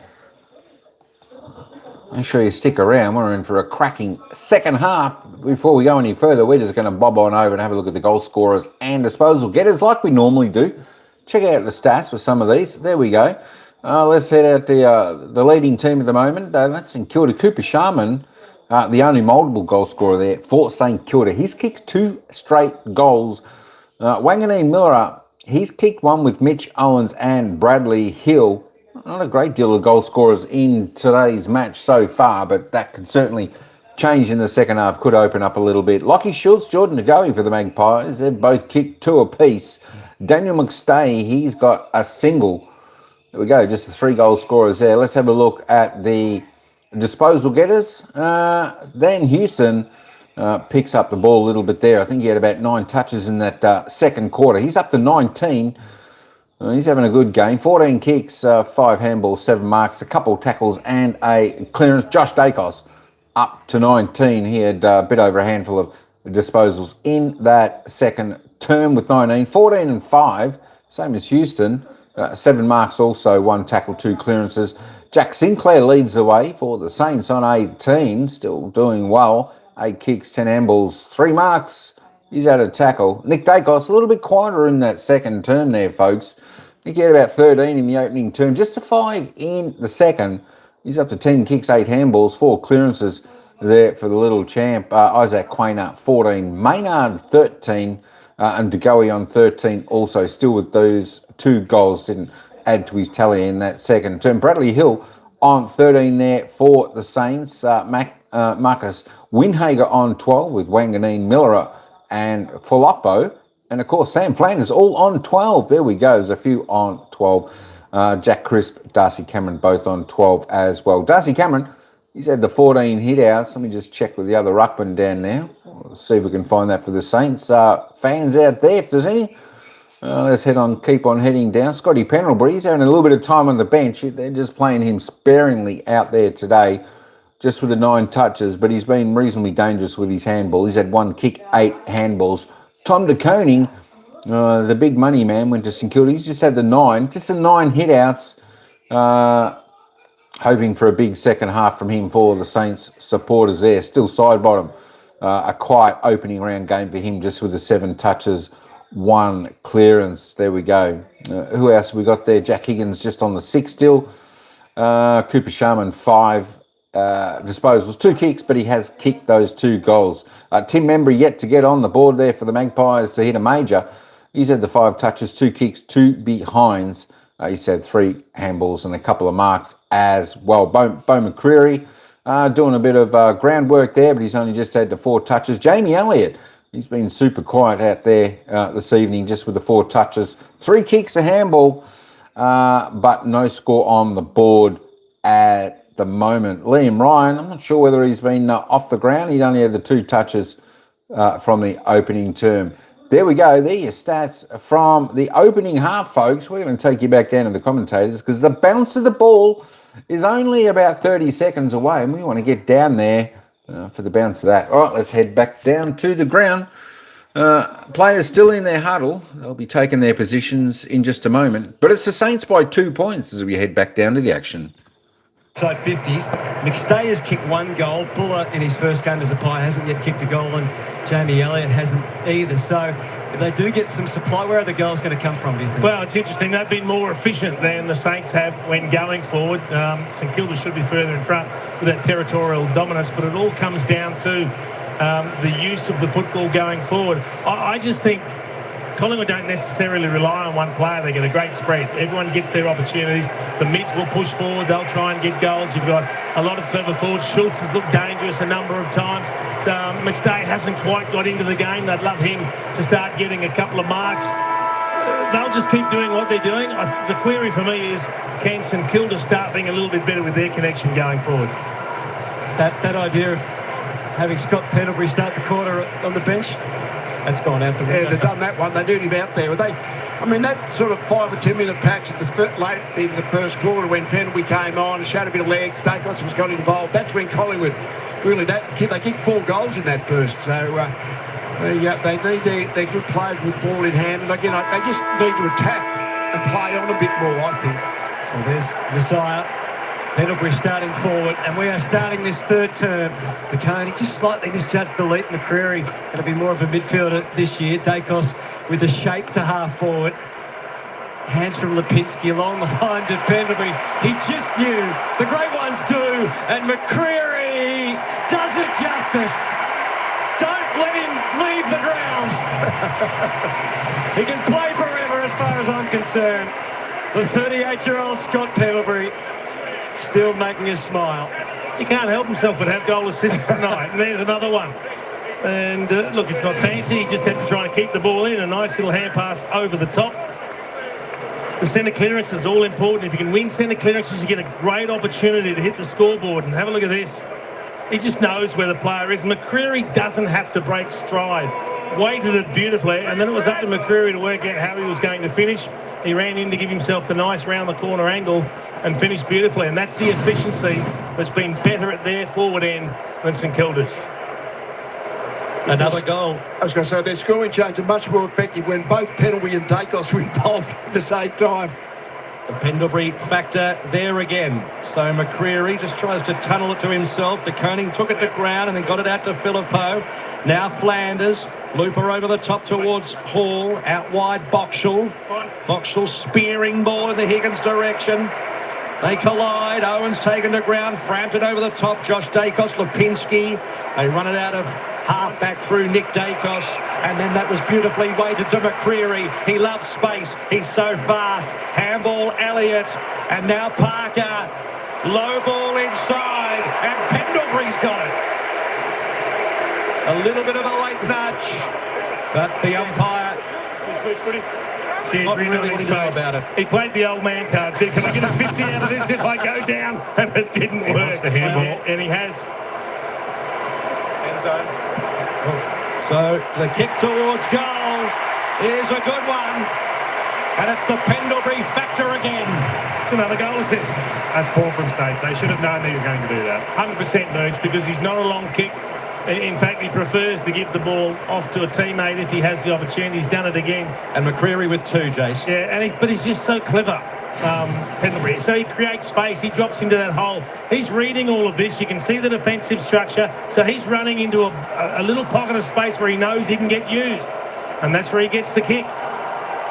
But you're right, you should have been on high alert. When he's going to have to kick from close to 50 metres out, you've got to be covering the players around him. And they just don't.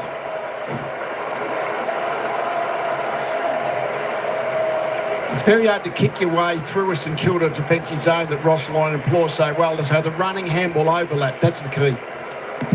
2 goals for the Pies, 2 to McCreery to start this third quarter. And they are dictating terms, and this man is leading with the dictation. Ball it into Schultz, brings it forward to Nick Dacos. It's a slider, and it goes the wrong side of the post. It's interesting watching. We saw late in that second term, Wanganeen Miller in the goal square at full forward, and Perryman was his opponent. He started in the midfield in this quarter, and Perryman's still his opponent. So it's like a run with roll now, wherever he goes. Wilkie. Called to get on with it. Sinclair, Windhager. By hand. Flanders, little chip hucks the boundary, and it's 2 wide.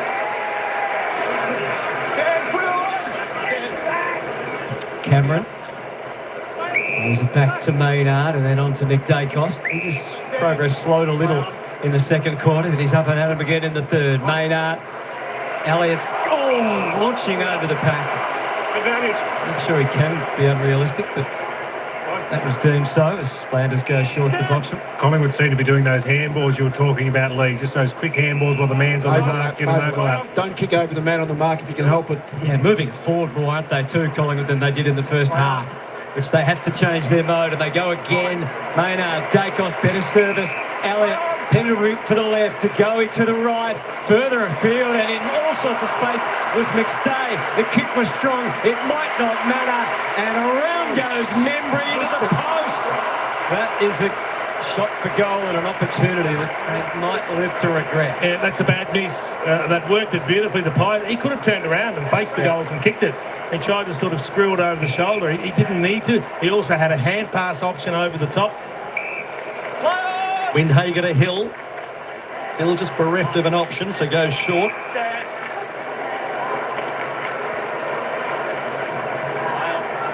Wilkie. And so they're finding it hard to break down the Collingwood's defensive zone, and a little bit of the dare's gone out of St Kilda's game. Windhager goes laterally, just floated for a while, Caminiti, and then leading for him Wood on his own. This is precarious. Again, floats for a while, but it was good to Windhager. So they just pierce through the middle. Flanders. Slowly but surely the Saints. Now a more direct option towards 50.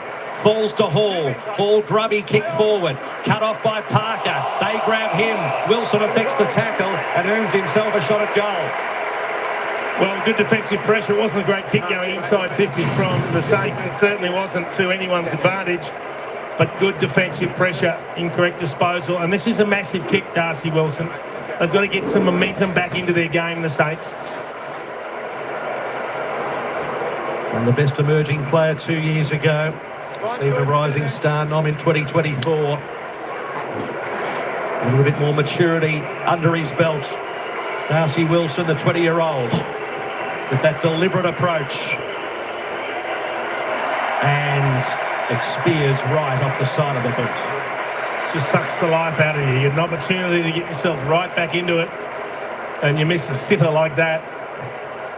Will Parker takes a deep breath because Yes. it really was just a panicky holding the ball. That incorrect disposal, that one. Guys have come in runs tonight. And at the moment, it's 3 in a row to Collingwood. Saints missing the chance to stop that consecutive chain. There's 2 at the start to the Saints, then 4 to the Pies, then 3 to the Saints, and now 3 to Collingwood. Has them 11 points ahead of St Kilda. Early in the third term, Craig McRae, his 5th year as coach. Ross Lyon, second iteration in charge of St Kilda. On past Carroll, Silvani, waiting for the ball to behave itself. It did eventually. Wilkie through to Flanders. His last couple of kicks have just been a little off the mark. Set okay for Ryan. Around the quarter he goes. Pacing forward is Wilson. We know he's got the toe. Gets the kick away to the square. Genuine one-on-one. Craner work out of position. And Owens good enough to complete the deal with the mark. Now that's the quality kick you've been looking for as a Saints forward. He's behind his man, so you've got to weight it over the back of the contest. Allow Owens to hold Quainer under the footy. It was a perfectly weighted kick from Darcy Wilson. All it needs now is the finish. 3 shots for 1 goal tonight. That one's in. And the Saints go to 6-8-44. Collingwood 7-7-49. 2 goals to Mitch Owens for St Kilda. Cooper Sharman also with a couple, and for the Pies, 2 to DeGoey, 2 to Schultz and 2 to McCreary. And Isaac Quainer, he's a really good defender, but he that is where you've got no chance. You're in no man's land. You're in front, which is a good position. But as soon as you know the kick is driven long, then it's so easy for the player behind just to force you under the ball, and it becomes almost an uncontested mark 10 metres from goal. Liam Ryan's involvement shouldn't be understated. He attacked the ball, he took it cleanly without fumbling, and then the kick around the corner was weighted beautifully to allow Wilson to take it and to continue to play on. There's the reverse angle of that beautiful entry to Owens. And they capitalise with a goal. De Koning won it down towards McRae. They almost interrupt each other. De Koning, Hill gathers properly, and good spotting. Flanders. St Kilda a bit of a purple patch here. Straight up the corridor to Sharman. So your best players are kicking the footy. Brad Hill and then Jack Sinclair. The players that have got the vision and the skill to actually hit the targets they're looking for, they're the ones you want with the ball in their hands.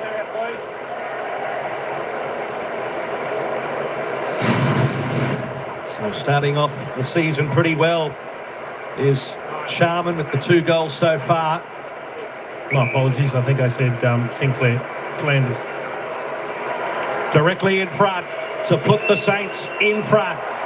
And again, didn't get the correct purchase, and they cough up another goal-kicking opportunity. 2 horror misses, 25 out directly in front. Those opportunities just don't come around too often. Great. Robert Harvey, one of a host of ex-Saint stars that are working alongside Ross Lyon these days. It's all in on the Saints. Up goes Caminiti, not ideal for poor old Mason Wood. Copped it on the noggin. Hard to have more numbers over the footy piling in than that. It's quite an achievement. That's a scrum, isn't it? It is. It'll take a little while to unwind. The Sires had a rest. Ross gets to the phone. Get Naz back out there. Free kick.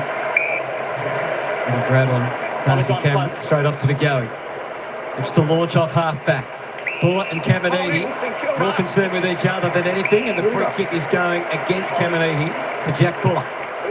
It's a shame they had a 3-on-1. They didn't need to do that. The umpire actually said holding St Kilda. Yes, I think he it was almost the Collingwood free kick. The umpire said exactly that. It was holding by St Kilda. Dacos clever break to the left to get free. Gets it in there deep, but all eyes for the footy. Silvani's judgment was perfect there. And he plays it out wide to Wilkie.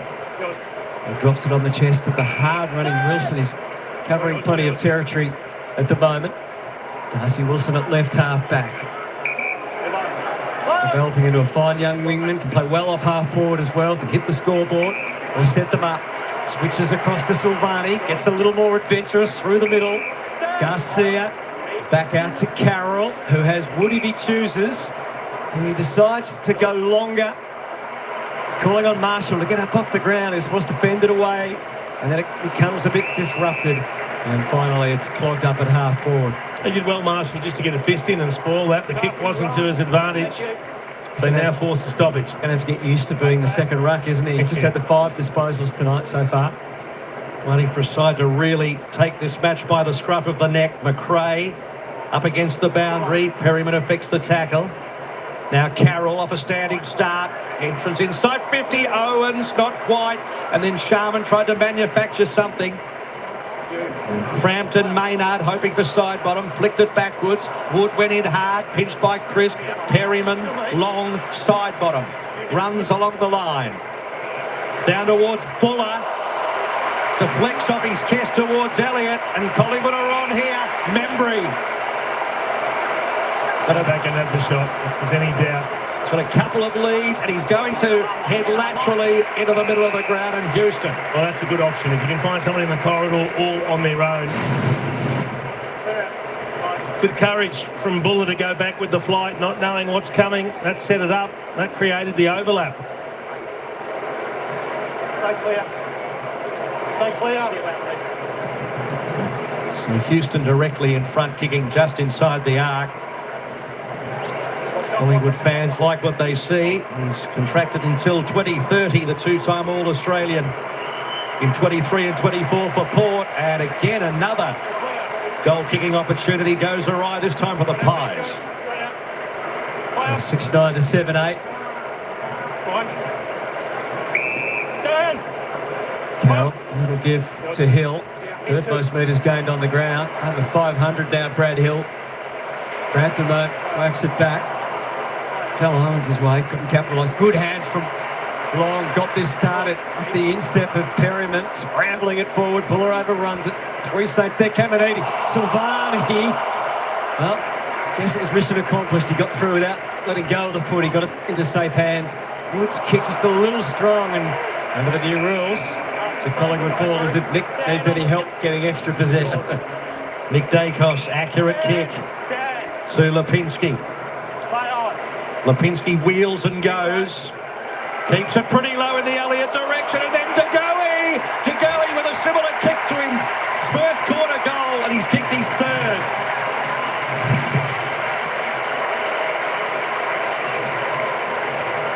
You can't give that man too many opportunities in space, as one of the Saints are slow picking himself up in Caminiti. He showed good courage, Caminiti, to go across in front of Elliott, who was leading hard up at the footy. You see the kick come in. Elliott's running straight at it. He goes across and gets poleaxed, but great crumbing from Jordan DeGoey. Harvey Norman, goal replay there. They all went to Elliott, didn't they? Yeah, but the kick before that, but Dacos had the ball on the wing, but took that hard kick on the 45 towards the corner of the centre square, and he makes it. It's a hard kick, and then all of a sudden the centre corridor opens up.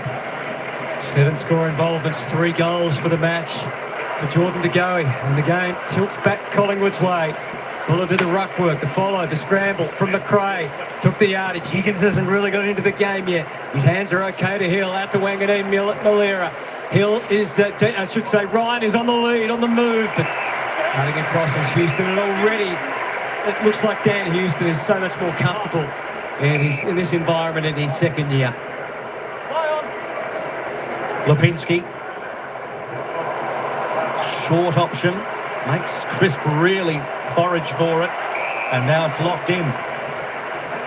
And as Matty said, Houston's an all-Australian player. He's a quality half-back, can use the ball well, and if he can get near his best, that will significantly help Collingwood. McStay and Marshall nullify each other. Felder side bottom. High one to Degoe. Good tackle, Windhager holding the football. Degoe didn't have much of an opportunity there as Windhager heads towards 50 through the fingertips of Frampton. And then Sharman grabbed. No whistle. Now there's a whistle. He's paid it. He's complaining, saying that he thought it was a Collingwood free kick and then he didn't want to take the advantage. They thought that was holding the ball or incorrect disposal. And then Sidebottom's going, well, He tried to stop. I stopped trying to take the advantage, but he's the one that's been pinged for incorrect disposal. Not happy.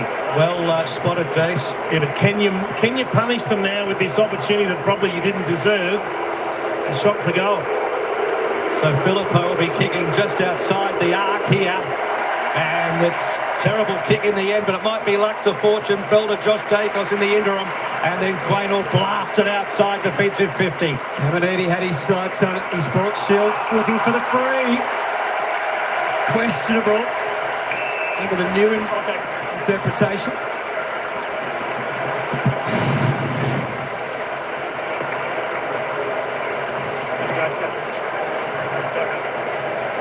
The arm definitely went up. Yeah, but he stayed down and then came up. It's when you up and go down that they sometimes say you duck. So yeah, he was driving up, wasn't he? Reasonable, yeah. No arguments with that free kick.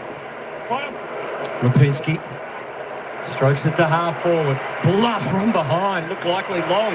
Trying to charge forward towards goal. They're on the march. Roan Steele can run into an MCG goal.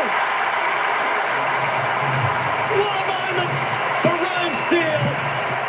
His first AFL goal. A hard path to play this game at the top level. She's on Hutto. Yeah. So it was Garcia having a go at Nick Dacos, and then Jordan De Goey came in and started giving Garcia a working over. Starting positions. Hopefully no free kicks paid. He has a little wrestle from De Goey. Now he comes off for a spell. The Bunnings build-up to Roan Steele's first goal at AFL footy in just his 6th game. We've seen this a little bit. They create space inside 50 and all the St Kilda players get drawn into the ball.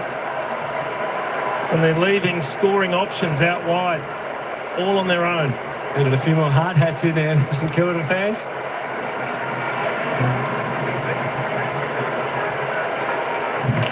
It's giving a little bit of lip too, Jordan. Just a little. So just sneaking away with a good buffer here, the Pies, after St Kilda's had their opportunities.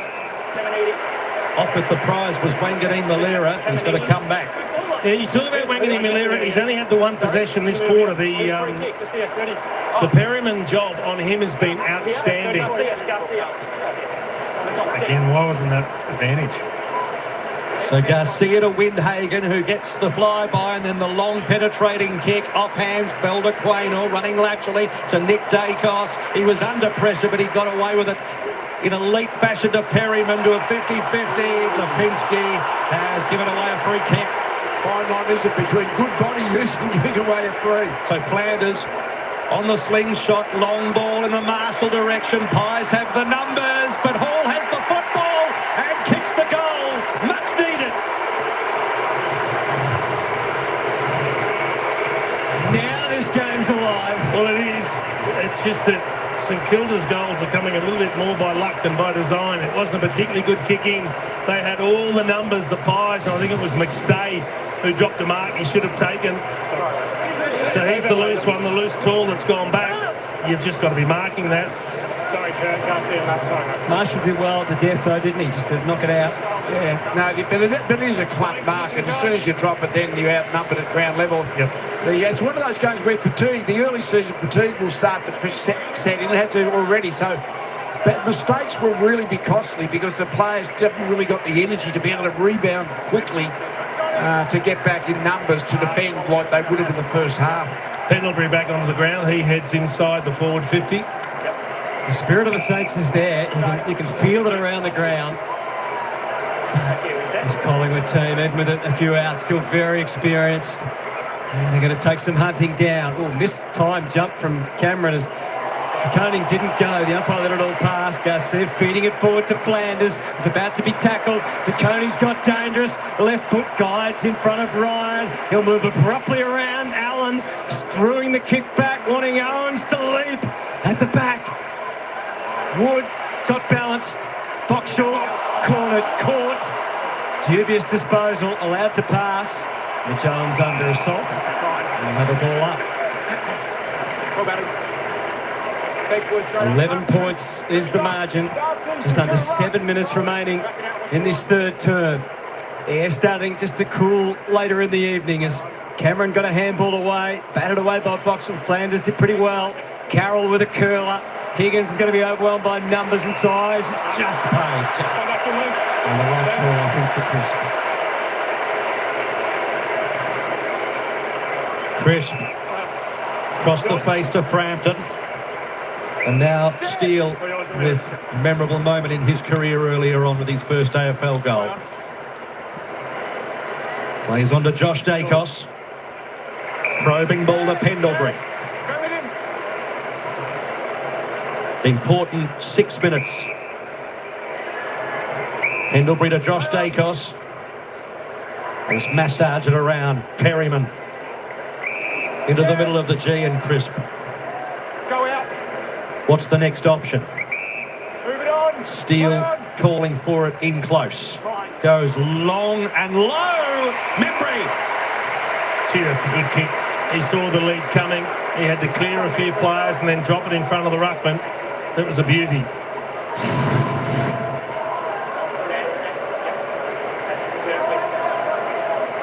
Saw the lead, had to be deadly accurate.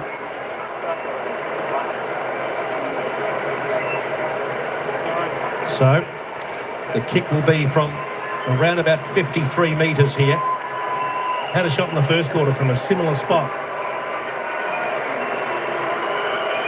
Clock ticking down to the 5-minute mark. Almost right on 50. Arcs to just give it a little bit more trip, and then to Koning with the contest killer through for a behind. Sinclair safely back into play as they work the southern side. Wilkie, time for a bounce. A little look-see up ahead. Flanders stabs to genuine one-on-one, and Crisp had the strength over Ryan and the superior judgment. Into Pendlebury. He's inclined to go and then make a decision, but takes a more conservative route out of defence. Quainer back to Frampton. They spread, haven't they? Opened things right up now. Houston next in line. Hard lateral running from Nick Dacos. He opened up a little gap, and that's where the ball is just popped over the top. Great call, Hutto. The unrewarded running then for Nick. Now he does get the reward for it. But the unrewarded running to create space for the middle of the ground, that was amazing. His ninth possession of the quarter coming up.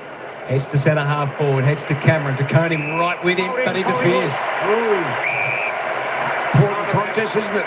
Cameron and De Koning. Stand there for me, stand there. 1 metre back with me. He had the front position. De Koning just panicked a little, that arm across the midriff there. That's the tell for the umpire to pay the free kick. Clear right out. Hold the ball. Not a lot in it, is there? Not a lot in it. But they see the arm around. That's the problem. Already 15 disposals tonight, Darcy Cameron. 10 of them won in the contest. The story has been well told. Copeland Trophy winner last year. State of Origin lead ruckman for Western Australia. And this to stretch the margin to 18 points. When your ruckman can do that, you're on a good thing, and Darcy Cameron is just that. The Pies lead by 18, and there's no shortage of skirmishes out there. I think they might run out of gas late in the game. Well, they're expending some energy here. 10 seconds. 10 seconds. Time to go. Seems to be enjoying being back at full fitness and just not holding back. No surprise to see Brayton Maynard in the middle of it all either. Probably puts Darcy Cameron in front, I would have thought, in the one-on-one contest between the two big fellas. He's had 16 disposals. He's taken 4 marks. De Koning's been good because his second effort work is always going to be better than Cameron's. But in terms of the aerial stuff, Cameron's more got on top, I would have thought, tonight.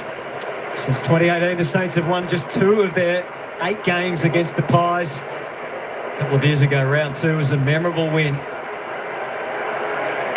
Cameron jumps early. It's judged again. De Koning gets the free kick and wants the ball urgently. Long penetrating kick towards the forward line. Sherman! Big fly, didn't pull it down. Hall, Wilson, centering ball. Flanders has 2 to beat here. It goes to ground. And picked up by Flanders, Nick Dacos. Back play, Marshall slow picking himself up. Frampton leaves the 50. Parker, 2 bites, takes it. That's to his relief. Marshall a little groggy by the look of things. Here's to Goey. He's had quite a night. 16 disposals, 3 goals. Just off the boot, so no mark. Wilkie doesn't take it cleanly anyway. To Koning, used to Roo. Irish night for the Viking. Gets it into Hall, who had significant impact in his first season last year. As Marshall having a few choice words to say. Hopefully he's fully compass out there. All swung across half back to Carroll. Former Blue, 15 games at Carlton. They footed West Australia and out to Caminiti. A lot of pointing going on defensively, as you can see, on the mark. That's exactly what Collingwood want. Make him kick the ball long, get the ball back in defence, hard to score. Holding, StKilda. Free kick to Marshall. Against Maynard. That was the size difference there. Maynard not quite back on the mark, and so the guy sets it. His arms waving deep from Cooper Sharman, but instead it's a well-measured kick right into the pocket. He hit him with the kick, but a better kick, and he's probably 5 metres inside from the boundary with a bit of angle to kick at the goals. It's asking a lot of Boxall here, isn't it? Yeah. It's a tough kick from there. 2 goals in his 11 games last year. Starts almost against the fence, kicks from a metre outside the chalk, and hits the post. Not a bad effort, but 7-10-52. They may turn a pretty significant hold over this game as Marshall tries to convince the doctor that he's okay. Stand. Run. So, Pendlebury. Nick Dacos. A little bit of sting taken out of their legs early in the season. Long ball. Buller couldn't quite drag it in. Windhager just toe pokes it to Wilkie. Back to Windhager. And then sets his eyes to Garcia. So can the Saints mount something late here? Garcia pops it up towards the pocket. Up they go.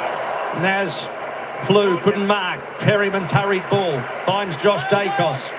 Not long enough to side bottom, but it doesn't matter because the champ glides on by Nick Dacos, and he was knocked over as he kicked it. So it's marked by Elliott anyway, and then it's a vacant goal square. Elliott's going to try and bounce it through, but it's offline. Optimistic. That was optimistic. It wasn't about attempt. There was no one within Cooey. There were 2 or 3 St Kilda players against Tim Membry, 1 out. So he had no options there. He either had to wait a long time or go the speculative kick. He knew as soon as he kicked it, he just missed it too. As Houston pulls Ryan out of the picture. Got to be careful. Right on the siren. If 50 had been paid, it would have been the difference between that, a shot from 100 metres out, and one where he would have been within scoring range. Scott Pendlebury's played a few, seen a few. He doesn't like the call, but he should know that there's nothing he can do because the siren has sounded. It's 3/4 time. Collingwood have kicked more goals than any other team in a quarter so far tonight. They put 5 goals up against the Saints 2, and they have an 18-point lead. Big crowd, big occasion to finish off opening round. What have these new Saints got for us in the last quarter? Or will it be the Pies prevailing? We'll find out next. All right, there we go. 3/4 time. The Pies out to an 18-point lead here. 3/4 time. A quarter to come. Hey, man, go the Pies. There we go. Red Devils, hey, thanks for coming in. Appreciate that. Obviously, you prefer this in the radio too because you're here. Cheers, mate. Cheers, mate. There we go. The Pies putting on 5 goals, 5 in that third term. That was a ring-a-ding-ding quarter. 2 goals, 3 there to the Saints. The Pies lifted their game a bit in that. Took control. Was putting the pressure on. Make no mistake, they don't want to let their guard down against St Kilda. Well, St Kilda might, bring out a little bit of magic in their game as well. Both teams are still in this game. 3 goals is not much going into the final quarter with 20 plus minutes of the game still left to play. But most of us, we're hoping for a Collingwood victory. And of course, if you voted who's going to win, 60% in the live chat voted for Collingwood. Well, let's hope you're right. Hey, let's bob on over. We'll have a look at some of the stats up until now, because there was an extra 7 goals kicked in that third term. Is really heating up. I tell you what, this game, someone said it, is this a grand final of years gone by? I tell you what, it had that feeling of this grand final. Such a close, hard-fought game. I tell you what, hopefully it doesn't end up in a draw like it did then. All right. Of course, they came out and played the following week, and of course the Magpies came out and won that one, how they had been playing all year. Jordan Ngoe tops the table, though, on the goal-kicking scoreboard. He's got 3 goals straight, the only one with 3. Lockie Schultz there with 2. Bo McCreary with 2. They're your multiples for the Pies. Singles to Rowan Steele, Daniel McStay, and Darcy Cameron. There we go. We're getting a few more goal scorers out there on the board. For the Saints, Cooper Sharma and Mitch Owens both on 2 goals. The only multiples there for the Saints. Wanganeen Miller, he's got 1. Also Bradley Hill, Max Hall, single goal scorers there for the Saints. All right, let's go and bob over and have a look at the player stats there. And as we can see, Nick Dacos, he put the motor down. He put the pedal to the metal to the floor. In that third term, he goes back top of the table. He's up to 31 touches up until 3/4 time. I tell you what, he's going to be in for a big final quarter. He'll definitely break the 40, I'm imagining. 20 kicks, 11 handballs, 4 marks, a tackle, 4 clearances, 2 behinds. All he needs to do is kick a sausage roll to finish off his a great opening round, and possibly the 3 votes. Premiership, not premiership. Can St Kilda win? Look, the Saints can win. They're only 3 goals behind at the moment. They're still playing pretty good football. Still putting a good fair bit of pressure on. Still got some good run in their legs. So this, I believe, is still anyone's game at the moment. Josh Dacos next best on 26. Jack Sinclair continues to lead the way there for the Saints on 24 touches, with Sam Flanders 23, Windhager 21, Dan Houston 24 for the Pies, with Maynard 18. Jordan Ngoe, he put an extra one on there. He's got 3 goals now for his 17 disposals, 11 kicks. Darcy Cameron doing a good job there. 16 disposals, 1 goal, 17 hitouts. We'll just roll down this. The Pies are winning, Eddie G. That's going to make you happy. Of course, that's your second favourite team behind Freo. And of course, Freo will probably be playing next week. There are some of your stats. We're going to get back down to the ground. We're only a minute away from the bounce of the ball for the final quarter. Hey, let's just have a look. Let's just have a look at the fixture for next week. So this is opening round, the last game of opening round now, the final quarter. And then they have round 1. You know what? It is just so bizarre to me that they have opening round and then round 1. I don't know why they just don't start as round 1. So the next game of football, folks, opening for round 1 is next Thursday evening. That's Carlton taking on Richmond at the MCG, followed by Friday's game, Essendon and Hawthorn, the MCG. On Saturday, we've got 3 big games there. Western Bulldogs versus the Giants, the Cats versus the Dockers at GMHBA Stadium, Sydney and Brisbane Lions.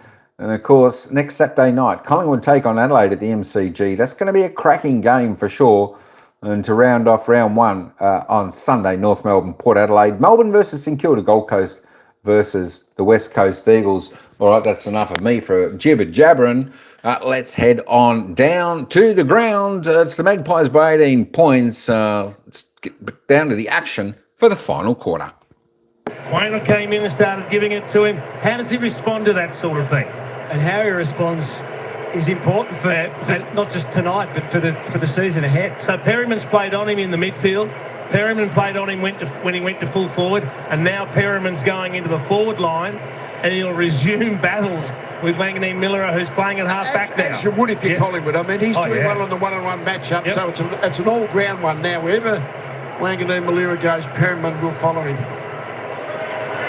Already a little bit of mouthing off going on. Just needs to settle the young man. It's a big quarter for St Kilda, with Collingwood just nudging away there in the third term. St Kilda, with the membership that's gone through the roof, Record membership, a big crowd here tonight. We don't know the figure yet. They've got plenty to prove. De Koning went early, slapped forward by the Pies, and then Perryman keeps it rolling. Rolling ball, McCreary caught at the back, Windhager holding firm. Flanders got the football, exits D50 back into the middle. Saints had the numbers, but Houston had the position. Lateral ball to Nick Dacos, all on his own. Now to Jamie Elliott. Goes corridor, but it's chopped off. Hall with the intercept. And moves it swiftly enough. Sharman up the ground. Run from behind from Sinclair to Wilson. That works. Just checked by Schultz. Wilson. Overlapping run from Sinclair. Again, he's just given the Collingwood defence a bit of a look, Ryan, though. Steadfast enough and good enough to hold on to the mark. They've just had trouble bringing it back into the corridor, though, the Saints. And all the scoring opportunities, we've seen a lot of their set shots have been from really deep in the pocket or the flank. And this is another low percentage shot. Now, he might have the skill to do it, Liam Ryan. They desperately need something special from him. But they're tough shots from out here. You saw someone kick one from here when he won a flag in 2018. Happened to be against the Pies as well. Liam Ryan. Just inside the 50. Sets it on a path that will get the Saints on their feet. You just feel they need something like that. They need something special, something out of the ordinary to get that enthusiasm back in the mix. Now, every player on the ground, bar Caminiti, who's back in the middle of the ground, has run forward to get a hold of Liam Ryan and try and create that spirit, generate that enthusiasm that's just been missing for the last quarter and a bit. That's a beautiful kick, isn't it? I mean, that's that 50-50 kick out there. Big wide ground, the MCG. We know that's a lot of open goal front, but still it's a beautifully controlled kick from that angle and that distance.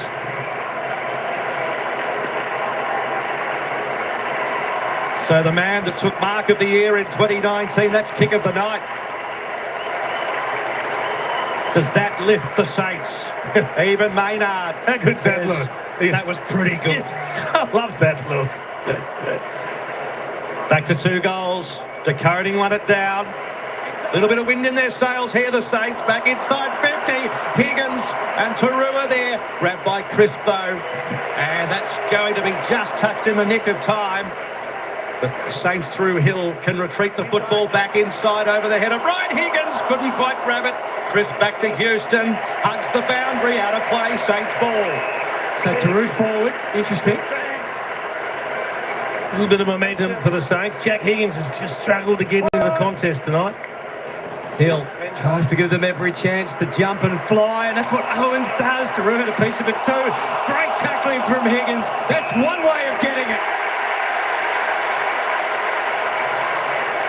I reckon he's a little unlucky, again, Billy Frampton, because he got tackled as soon as he got it, but because he broke that first tackle, the moment the second tackle comes in, you're gone. Yeah, that's there. That's the prize gone. It's gone on that first tackle. It's been unlucky a couple of times. Yeah. You can snap them from anywhere. Suddenly the winds of change at the MCG. StKilda ride the momentum back to within a goal. Jack Higgins joins the list of goal kickers. And we're only early in the final term. Well, we interviewed Ross Lyon in the pre-game. He was talking about how he think that, there's only words, but they've done the work, they're ready to play, all that kind of stuff. I mean, that's part of selling the message. There's the physical belief or the physical capabilities to keep running and keep being energetic, but the belief in that our training programs will enable us to outrun this opposition. Maybe he's been able to sell that at the three-quarter time. I'm sure he would have been trying to at least. And we know on the other hand, Collingwood tried a lot of youngsters, gave them opportunity leading into this start of this season. So they could have the edge in that area. Saints with some momentum here. De Koning and Cameron, free kick to Koning. He's got it wrong a couple of times now. So blasting forward Flanders. Kick was partially smothered. McCreary let it go. Hall, he was flicked up towards Wilson, and Wilson gets himself a free kick. So The Pie supporters won't like this. Wilson, you'd think too far to score. Well, he's going back as though it's not too far. He's going to settle back and have a ping. Now he goes wide and short, and in the end, too shallow for De Koning. Now, it was a really good lead from De Koning. He was 5 or 10 metres clear. It was just an ordinary kick coming in, unfortunately. Well, I think he was so far back, Jason. Well, all the momentum is with the Saints. The crowd's up and about. They've got to capitalise on it. Ball back in hot dispute, 40 metres out from the Saints goal at the Punt Road end. 2 quick goals. Certainly changed the feel and up the pressure. Oh, just slapped it on the boot. You can see the result. And there's an added to the total, Max Hall.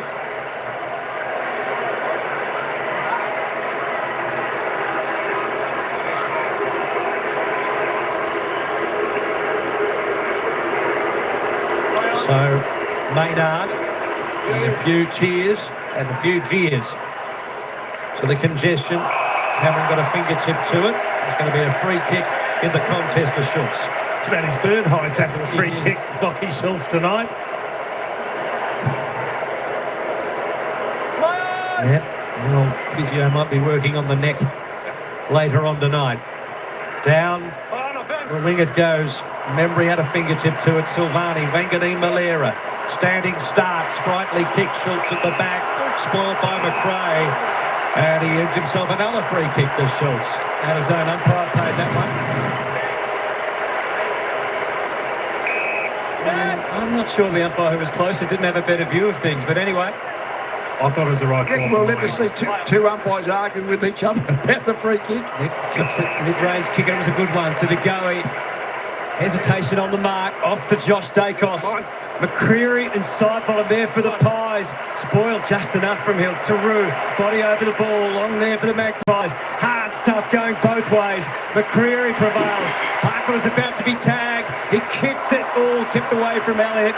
Good defence, Silvani and Sinclair, although it took a fair effort from Flanders. Strength of body and mind to get the handball away to Windhager. Sharman doesn't take the mark. Pressure. Collingwood's way. Josh Dacos. Handball centre half forward. Windhager goes in to make amends. De Koning's turn to go charging through. The footy goes Collingwood's way. Maynard. Out it goes again. Rose Steele steadies himself. Tries to set it up for Elliott. Everyone just about stopped. Oh, he barely got boot to ball. McCreary might kick his third. No. She's to breathe a sigh of relief. Cal Wilkie. You don't see that too often. So now the crowd are really loving this as Hill goes to a 50-50 on the wing. Sitting back on it was Owens. Shrugs one. Then gets the hand pass away urgently. Grabbed by Hall. Gives ground to Hill. Hill finds his man in De Koning. Garcia, little bunt inside 50. Foot races on. Josh Dacos picked it up. Saints fans want a free kick on Higgins. Nothing doing. Hugs the boundary line and slapped out. Just starting to see a couple of boys do the old cramp down here at the moment, guys. So it's just starting to get to them. Marshall's back up. De Koning holding forward at the moment in the ruck. And is that legal? It was. He removed Cameron. Owens in front and doesn't want to give up that position. Maniacal approach, though, from Maynard, as we are accustomed to. And it's locked away for another baller. So is Marshall okay from what you can tell, Moons? Just trying to find out at the moment, Hunter, whether he's sitting at the back or still sitting at the front. Just waiting to hear from the doctors. Cameron the physical advantage. Put long at it. Difficult, tight spot to get a kick away. And De Koning, as a result, able to pull the mark down. Saints pressing again. They've got to within 7. De Koning across to Windhager and change the angle up. Wilkie open to offers inside 50, but actually keeps going around to Sinclair. Schultz still well not to overcommit, but the kick was pure to Windhager. We're still waiting for the one into the 50. It comes now. The leaper is Sharman. First bite, not the second. The lunging handball, McRae, Owens. Top of the goal square is where it's at. Higgins, Liam Ryan. Hard to get around McCreary. Play on. Higgins. Play on the call. Wilson. Again. There's play on too. Oh, it had to be holding the ball. The umpire was kind. Garcia, Ryan. Listen to the crowd. It is frenetic. I know he didn't play holding the ball because the player was unaware, but he has had a lot of time to dispose of the football. Yep, he has. You're right, Hutto. Could very easily have been paid, and that is a certain goal. So that was for dissent, not incorrect standing of mark. Liam Ryan was very stiff to get holding the ball there as well. Welcome back to season 2026 as McCreary's got space in the middle and then just bangs it towards the top of the square. Buller, no mark at the back, Windhager. And he uses Wilson, who was almost gone. And that is going to be a Collingwood ball. Great pressure from Lachie Schultz. Absolutely brilliant.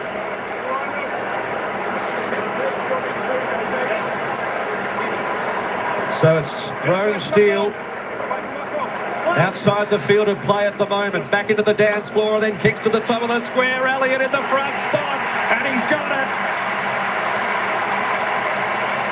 A great overhead mark for such a short fella. He's a forward pocket size, but he can jump, and he's got great judgment. That was the turnover. The ball came in from the front position, just got his hands up on the way down.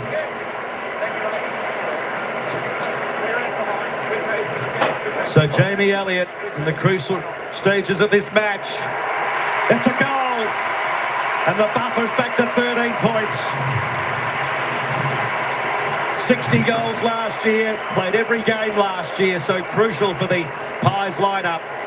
And it's the goal they were looking for.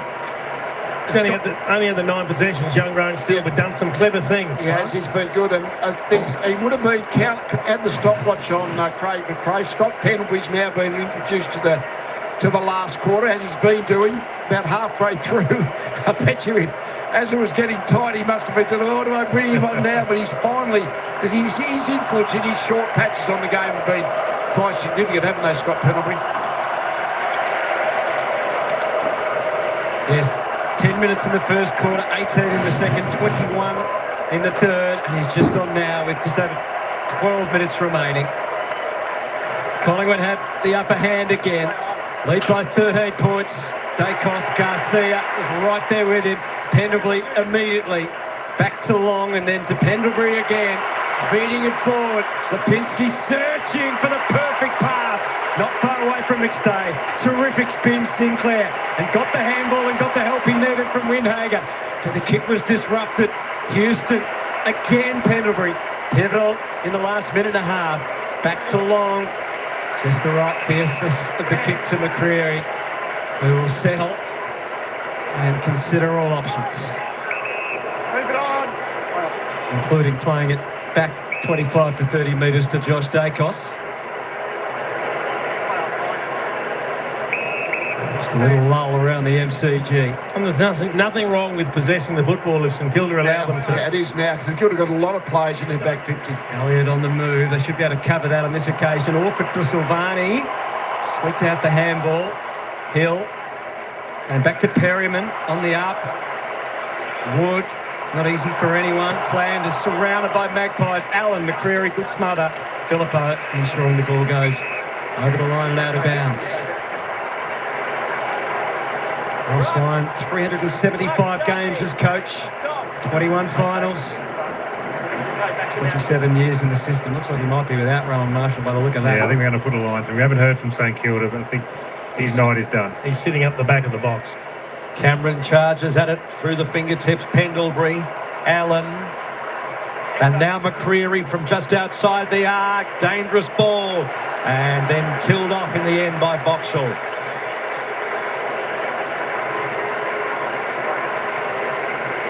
I don't think Wilkie was all that impressed, but the chance is taken. So the onus back on StKilda. There's still plenty of time, but find themselves 14 points in arrear. Miller goes to work, not once, not twice, but 3 times. And suddenly they're beyond the wing. Liam Ryan didn't fly this time. Sharman versus Maynard. He shot the ball inside. Plater was ready for it. Ready for anything. Off to Dacos, and now Frampton got the warning from the crowd. Misfired kick, Philippo. Golden opportunity for the Saints. 2 in the square. Sharman and Higgins. Neither can take the mark. Owens tries to retrieve the situations, drop the ball. Umpire lets them play. Houston threw it. Houston threw that ball to Pendlebury. And now the free kick is paid and it goes to StKilda. I think it's to Ryan. I think Ryan got one high there after all of that. Gee, they're making hard work of it. How Higgins and Sharman blew that between them. It could have been a chest mark. And yet they found a way to get in each other's way. Sharman dropped the mark. A lot of mistakes now, isn't it, with fatigue. Frampton on the way out, basically just kicked the ball back to a StKilda player, unpressured. It's there is a lot going on. Clear thinking required and execution. Liam Ryan, who kicked a cracking goal. Dom Sheedlight from the half-forward flank on the boundary has missed a relatively simple snap. They certainly had their chances, the Saints. Naz has just come off here, Lee. He's just on the phone quickly to the coach. What do you think they're talking about? Well, they just can't get him involved. I mean, he's only had 5 possessions this quarter. 3 of them were in that one chain there. One of the others was a kick out as well. So it's just not quite working for him at the moment. So the Pies happy to play keepings off for the time being. Lipinski. And then the short ball. They've cocked it up. Owens has it. So Saints granted another chance at crucial stages. Owens high centering ball. Ryan underneath of it. Pendlebury got the handball away, only to Hall. Slippery fingers. Philippo throws it on the boot towards Hill. Couldn't quite take the mark. Pressured off it by Allen. Nick Dacos, he's trying to fumble it around. And then affecting the tackle was Garcia, and a ball up. I think what he would be saying, moves to him, is, keep your head up. You might have had not a great second half, but you might have a great last 5 minutes. You can have a moment. Yeah, that kind of thing. Taccone the tap, Flanders. Had to get rid of it swiftly, which he's done. And out of the mess, Philippo tried with just a wild old handball. Josh Dacos, rush kick. Well controlled by Wilkie. Brings it inside to Sinclair. Co-captains, can they create some bounce? Cross to Silvani, just rolling on down from defence. Leads are made. And on it. Oh, he just couldn't charm it again. Liam Ryan, kick one from there from a deliberate shot. How's this one going to land? Oh, just the wrong side of the post. He's had a couple of opportunities, Sharman. The hands have let him down. If they don't take their opportunities, you just can't see them getting back into it, the Saints. And the 2 goals, the difference, Jace. Pendlebury to Josh Dacos. Of course, the kick-in's now 8 seconds. 2 metres. Formerly 2 metres. 12. Here's Schultz.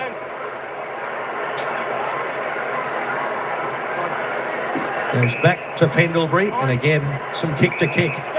And racking up some numbers. Yeah, thinking your way through the contest, not panicking. I mean, that's where Scott Pendlebury can be so good as an on-field coach. So Schultz down the line. Saints have the numbers here. Cameron couldn't mark it, but he was infringed upon and gets the free kick. He paid the mark. Yeah. Didn't look like he'd held it long enough. Move it on. Play on. Play on. Pendlebury. Schultz. Slowly building.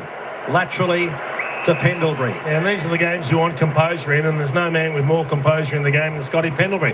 He'll make good decisions. They'll just continue to chip time off the clock, keep possession. You can't get hurt if you got possession of the footy.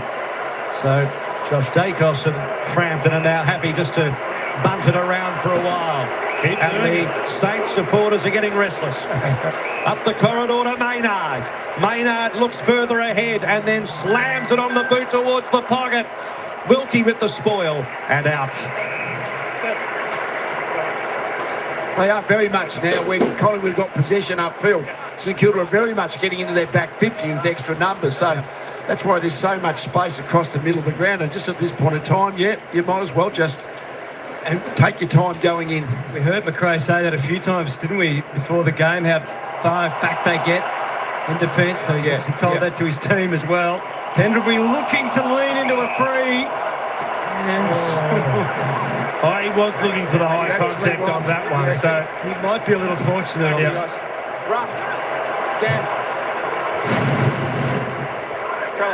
Grabbed cleanly by McStay. Dumped at the side bottom, couldn't get enough oomph on the kick. Well done, standing his ground. Membry, Pendlebury goes again. Even he can't get out of the Silvani tackle.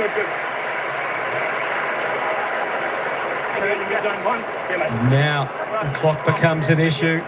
Saints have gone for green. We all don't know what that means. Sinclair taps it away. Dacos, there's no way out for Josh. So have they got the run in the legs, the ability to go quick? Go, I imagine, is the green.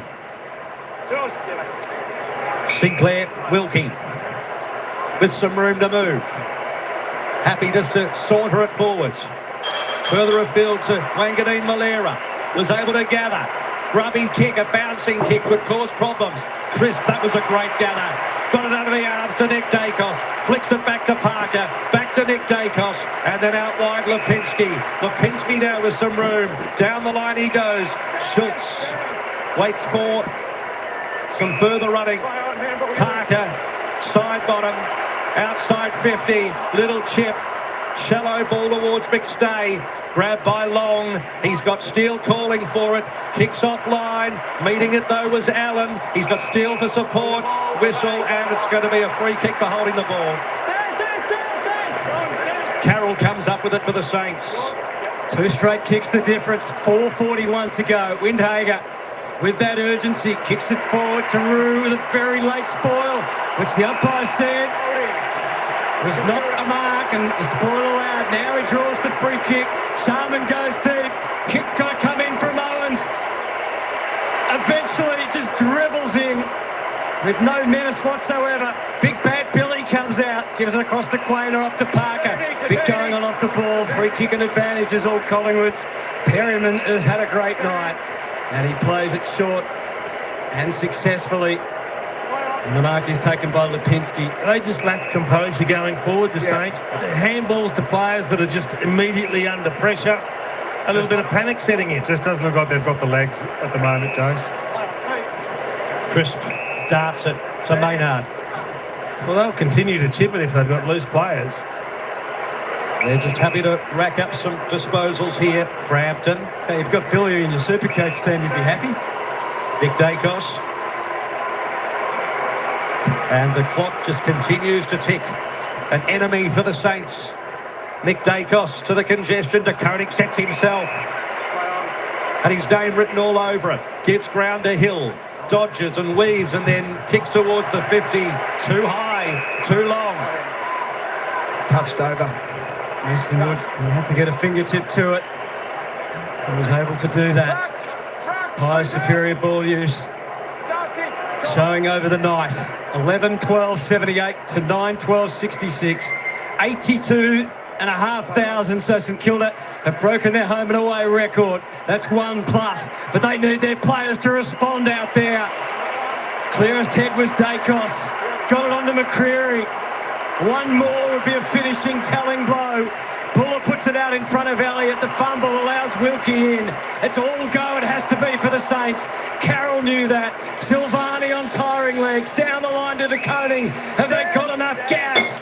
2:44 remaining. They've got to find a second win. A third win. TDK. Long. Taru. Time for the Viking. Can't take it off the pack. The Zire's there. But there's Collingwood players.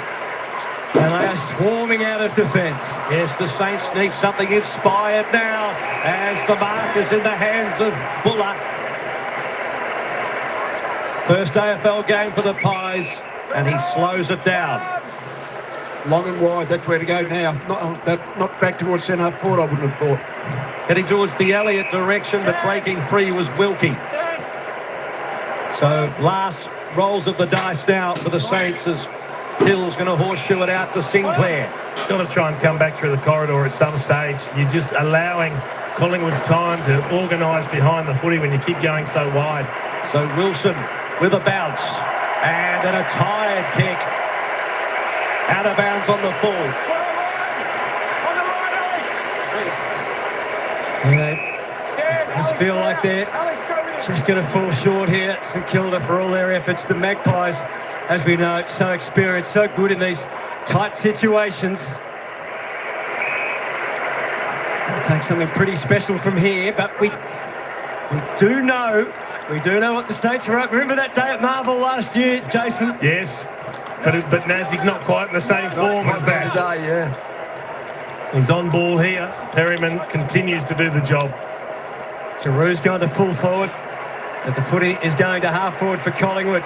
Wilkie can't afford to do too much lateral stuff. Saints almost get in each other's way. Windhager with a forward handball to Hill. They're taking the long way home at the moment. Again, the kick cutting across half forward. Pendlebury there. Pinched. Oh, Sharman held with that momentarily. Hopeful handball. Socket away from Sinclair. Straight to Dacos. And out to Steele. And Nick keeps on running. Slight fumble. Allows StKilda in. One last chance for them. They've got to score on this four-way forward. Higgins down towards Owens. The fight from Big Billy again. Knocked it to the front. Maynard, Quainer. They are too good. They are too good. The Saints are not quite in the league of the Magpies yet. A big night for the footy club, but it looks like they'll fall short. So the closing stages with 25 seconds left. Chant goes round the G. Windhager to Flanders. Quickly palms it off. That's going to be last disposal. And a Collingwood ball.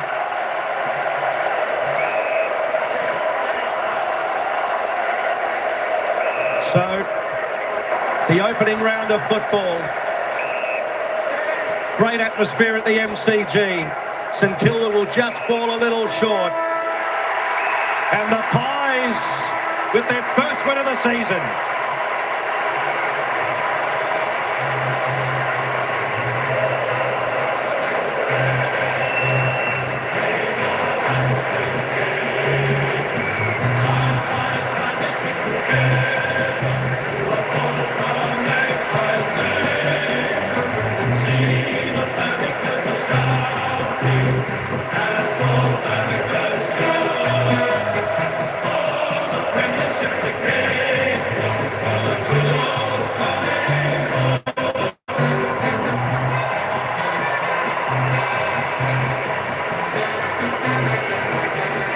A great night here at the MCG. 82,000 people, but this is a great footy club. Jason Dunstall, Italy Matthews, and look at the emotion down there on the bench. Craig McRae coaching in his 100th game. They've had a fantastic victory. Still so much experience in the team. They've got some good young players that they're starting to get into the mix, but the right decisions made at the right time. One of the things that sticks out for me is you look at the kicking efficiency, 73% to 63%. Now, some of that's execution, some of it's decision making. But when you've got the right players with the ball in their hands, hitting targets, kicking to the right areas, it makes such a big difference. What about the Dacos? Nick's had 41 disposals and his brother Josh has had 36. It's 77 between the brothers. Even they haven't, I don't know whether they've got that high before. Well, they had 60 between them against them last year. They've upped the ante on that. Again. Amazing. There's a bit to think about and talk about, isn't there, with this performance by StKilda? But he is all smiles. Craig McRae. They're written off last. Remember their opening round last year? They were cramping up badly, overrun by the Giants. And then, as we headed towards finals, they were leading all comers in the competition, ultimately making and falling just short of the preliminary final to the all-conquering Brisbane Lions. But without Darcy Moore and Jeremy Howe, as we head down to Cameron Mooney, and he's found a youngster, just 38 years of age. A young man down here, Scotty. What a fantastic win for the club. I mean, the boys are just talking about some of the experienced players that you've had out to come out here against the club. That was the talk of the town over the summer. The talk was maybe you guys weren't there, but you showed them. Yeah, it almost felt like a little bit of a trap game, to be honest, as all the talk was about St Kilda and their off-season. And, so for us, we just wanted to turn up and do what we do well and try and put some speed on the game at the right times. And, but they're a really good side. They defend really well. Any side that's got Ross Lyon at the helm, they defend really well. So we had to be smart as well going forward. So, there was a bit in that one tactically, but glad to walk away with the win. We spoke to Fly at the start of the game, and he spoke about bringing you on late in quarters because of the 5 on the bench now. Is this something that we're going to see more of, or is it just something that happened today and worked really well? Yeah, I spoke to Fly during the week about it, and I think with 5 on the bench, if you rotate everyone, everyone's going to end up on 60% game time, then everyone will be in the coach's office saying they didn't play long enough on the weekend. So, it'll be interesting to see how every side uses that extra man on the bench that they've got. And tonight, our plan was to, especially in the first half, bring me on late in the quarters. And, you always back what the coaches want to do. Do you feel like that's a plan that's great for you? With obviously your experience, the most experienced player going out here at the moment, and you will be of all time soon. So do you think that is a role that just suits you so well? Well, I don't know if I'm a great burst player with my leg speed, but look, any role that Fly wants and the coaches want for our team, and it's about us trying to win. So if that's me having to do that, I'll do whatever it takes. The basketball side came in tonight, mate, just the assist king, John Stockton tonight they're calling it. 5 goal assists, not bad. Yeah, well, laughing about it, because I don't think I did 1 minute in the forward half all pre-season, did a 10-1 of Goldie's meeting, so I might have to go to one this week. So what does this mean for the group, with obviously a couple of experienced guys down back out? What does this mean for this group to start the season? Yeah, well, every club talks about it, but you need a list of about 35 that are going to get you there. So, we had 2 people that weren't there, but it's not really about those guys. It's about how we play as a system, and I thought our backs held up really well. I felt like St Kilda had a lot of repeat entries, but we held up pretty well, and glad to walk away with the points. You keep playing this role, you got another 50 in your brother. Yeah, he'll never stop, really. He still managed 26 disposals in the game, and the impact he had. I'm not sure how big a fan Matty is of the role. As he said, he's going to do anything for the coach. But it's also just worth thinking about those that are sitting at home watching have to go to work in the next couple of days. 20 years in one job is a long time. 21 years as an elite AFL footballer. It's something else. Yeah, it is, but he's pretty well rewarded for it. There's lots of motivation, I'm sure, but he still loves the game, clearly, doesn't he? And that's for sure. And he can still play. So, and why not? Why not keep going? He ended up having 65-minute game time.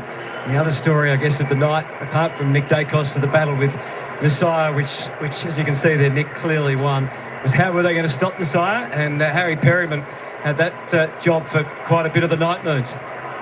Yeah, Harry, we're just talking about the job you did on Messiah. That was an incredible job by yourself. I mean, talk about when did you know you were playing on him and how did that work out during the week? They didn't give me much notice, to be honest. They told me maybe on Friday that I'd get the job. So did you get to sleep that night?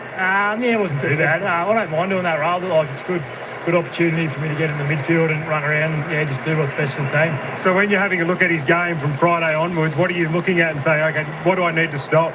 He loves getting you on the outside, so I knew if I could just keep him in the contest and push him into the contest and beat him on the outside. I knew he'd play a few tricks, go forward, go back. I can just follow him around, so it's good. You got a bit frustrated. Was it a little bit narky there for a little bit? Yeah, a bit of lip never hurt anyone, so it was good fun.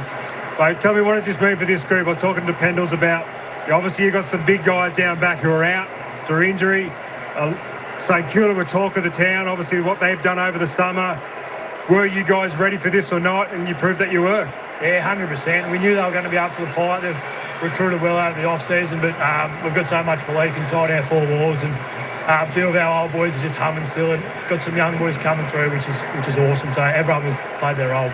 Nice that just talking to Pendles, nice the old boys just going all right? The old boys are going well, mate. They're going real good. What about the young boys and the Dacos boys? Jeez. Yeah, they go all right too, eh? Hey, mate, Riverina would be proud, brother. Well done, mate. Harry Perryman, I don't think he's ever had a sleepless night. He's a very relaxed country kid.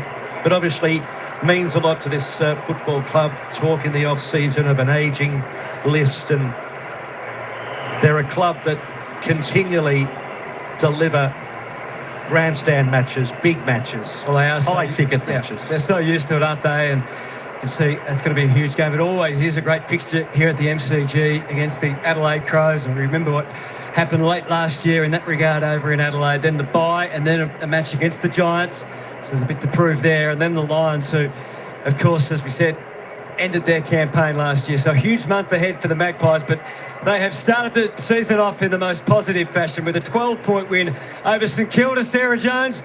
And I think we can look forward to plenty more of these fixtures on a Sunday night to start the season. An incredible night here at the MCG. 82,528 people. St Kilda's highest ever home crowd, but unfortunately for Saints fans, the Pies were just far more composed, far more organised. And Jason Dunsell, Lee Matthews and Nathan Buckley, they continued to show that class. The classiest players just stood up when it counted. They know how to win games of football, the Pies. They've got experience. There are some good kids coming into the mix, but the experienced players just make the right decisions at the right times. They didn't panic. They controlled the footy when they had it. They handled the ball cleanly, which they needed to do, and conversely, you look at the Saints, they panicked at times, they fumbled, they missed targets, and they shot themselves in the foot time and time again. There's only a couple of scoring shots, so there's not a whole lot in it, 12 points, but I think the experienced players for Collingwood probably were able to, even under fatigue, think their way through the game much better than even some of the younger teammates, let alone the St Kilda players. Yeah, they had to defend 23 more inside 50s than St Kilda did. So that's a testament to what they were able to do to get back to support their back six. And it might be a question mark for St Kilda. They might go away with this and go, okay, how do we make more of those entries? We need to be able to connect a bit better, but you have to give Collingwood credit. They defended the field position, but then they started defending with ball in hand. They had 140 uncontested marks at the end. They just took it away from St Kilda. It didn't allow them to be able to get speed on the ball right when they needed it most, which was towards the end of the game. And Bucks are able to do it without their two best defenders, the Pies, of course, Jeremy Howe and Darcy Moore, both on the sidelines. So to be able to hold up was fantastic. As we have a look at the song.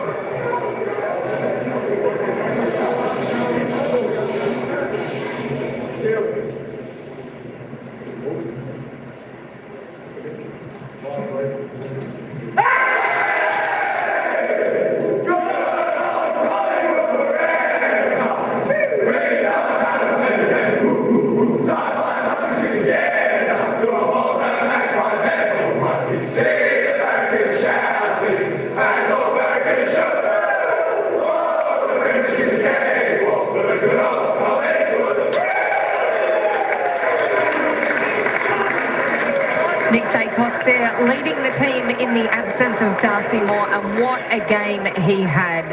Right from the first bounce or the first ball up, Jace, he was sensational. 41 disposals, 844 metres gained, four clearances.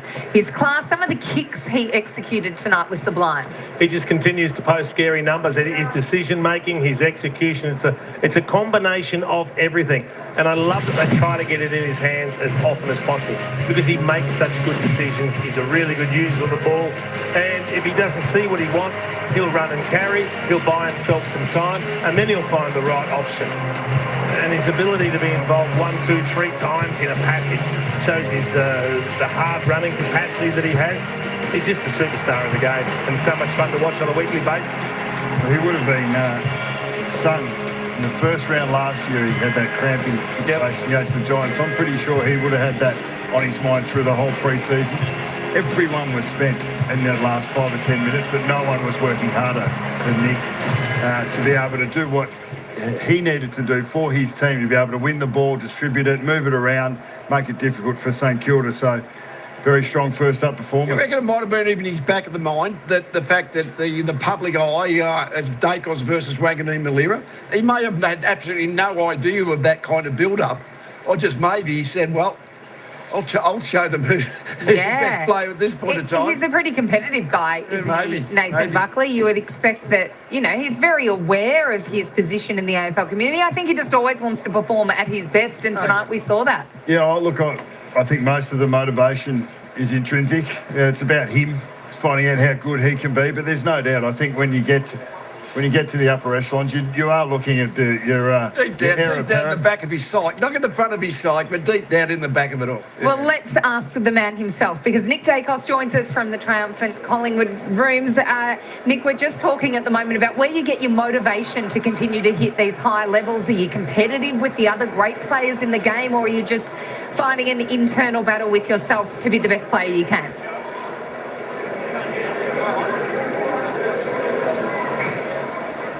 Nick's not there, Jace. You Haven't got him can yet. guess what he might say. Oh, yeah, thank you, Sarah. I tried today, did a few of the right things. Nah, look, this guy is as entertaining as anyone there is in the game to watch, and I just enjoy watching. And we all sat pre-game and spoke about Wanganeen Miller versus Dagos, and to a person we all said, well, this guy does it.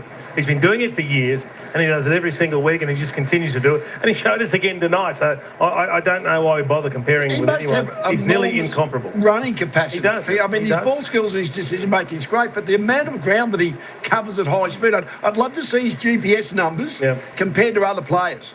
Because, geez, they must be massive, that high speed running. Well, at the other end of the spectrum, you've got Scott Benro, who is an absolute star of the competition, but 55% game time in the end. 5 goal assists, and he came in that last 15 minutes or 20 minutes nearly, and started controlling I suppose the Pies ball movement, but also what they needed to do at key times in the contest to be able to get the job done. And we can say that Scotty Pendlebury doesn't have a lot of high-end speed like Nick Takeoff. But he doesn't need it because he reads the play so well. He buys time when he does get the footy, and he just makes great decisions. And I love the way in that last quarter, Bucks, you don't have to wait for the last 5 minutes. If the opposition allows you to possess the ball and chip it around, why not take those options when you're in front and just slow the game down and take time off the clock? The Pies have been doing this for quite a while. It's not a new part of their system, and we've seen them in last quarters early in Craig McRae's coaching tenure when they were coming back from behind and their last quarter surges. It was based on owning field position, owning possession, and forcing the opposition back six in a defensive structure into positions that they couldn't defend. I mean, the number of times they went long into the pocket in front of the MCC and just locked the ball in there, and it made it almost impossible for StKilda to get it out. They just grind away. Did you think St Kilda actually protected their back 50 too much that last 5 minutes? They seem to be really getting back into their back 50, which means they couldn't turn the ball over upfield. All right, Nick Dacos, we've found him. He's very elusive. He's hard to track down, but our man Cameron Mooney has managed to do that. Moons, over to you. Nick, what an unbelievable win. Fantastic way to start the season. Oh, amazing. We came out, we've had a great pre-season, boys are in great shape, and we just wanted to execute that game plan tonight. Thought St Kilda were really strong, and we saw plenty of growth in our game. I think even the way we were able to control the ball late, take time off the clock, it was awesome. Do you listen to all the talk, I guess, that everyone else talks outside your four walls about, are Collingwood ready to fall off the cliff? Are there older players? All of these type of things. Do you listen to that kind of stuff and then go into round zero going, you know what, stuff you? Yeah, absolutely. We know that talk's there, and we respect it, and we understand where it's coming from, but we know the work we put in. We know the youth that we've got coming through and how strong that is also. So, I mean, if you saw Scott Bendelbury, Sidey, those boys, even Crispy, their games tonight, I don't think you'd be saying we're going to fall off anytime soon.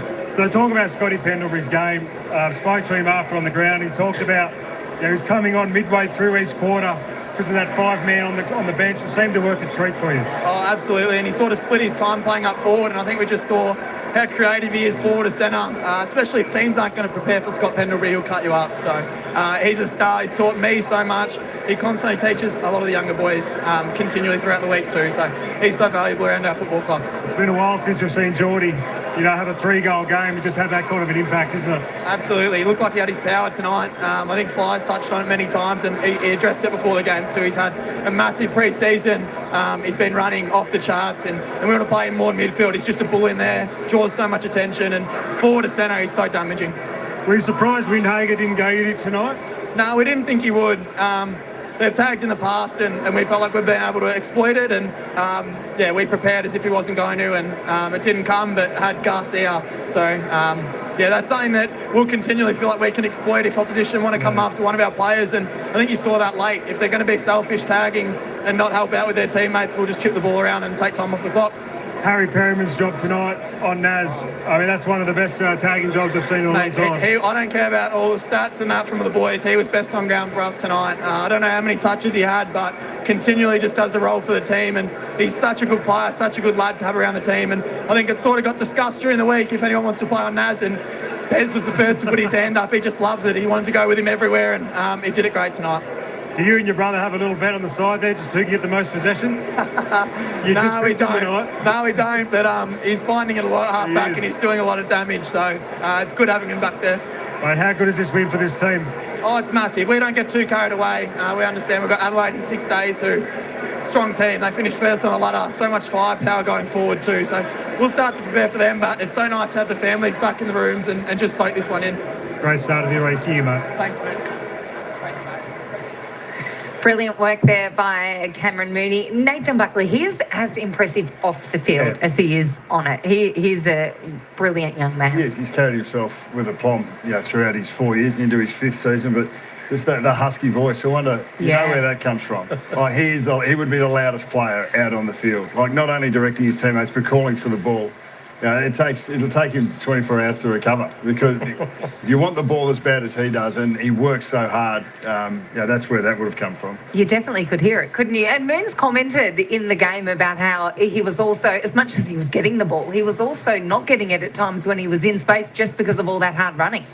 Well, if you had him mic'd up, it'd be fascinating. Presents himself. Yeah, presents beautiful. I mean, when you say Collingwood might fall over, we know they've got a lot of veteran players, but he's a 22-year-old in his 5th year. And he's an absolute match winner, and they're going to have him for another generation. Another match winner is Jordan De Goey, who particularly early bucks was spectacular. 3 goals, 7 score involvements. There was a few pieces of play where he, Pendlebury and Dacos all combined, and it was just like, well, that's what happens when players of that high calibre hit the scoreboard. Yeah, and he had Windhager assigned to him for the majority of the match. And he doesn't have to have a lot of touches to be able to have high impact on the game, and he was able to play that centre forward role, and that one's just bread and butter for him. But to be able to hit the scoreboard, to be able to win key contests, he's not going to be a 40 possession getting player ever, but he hurts absolutely with his touches, generally because they're front of centre. So Naz was the first player, the highest ranked player on the field in the first half, Lee, and in the second half, the 37th. So that was the drop-off. Harry Perryman, as Nick just said, he thinks he was the best on ground from a club perspective, just the job he was able to do shutting it down. The role. I mean, the opposition match winner, and they win the game. Obviously, there's nothing much at half-time.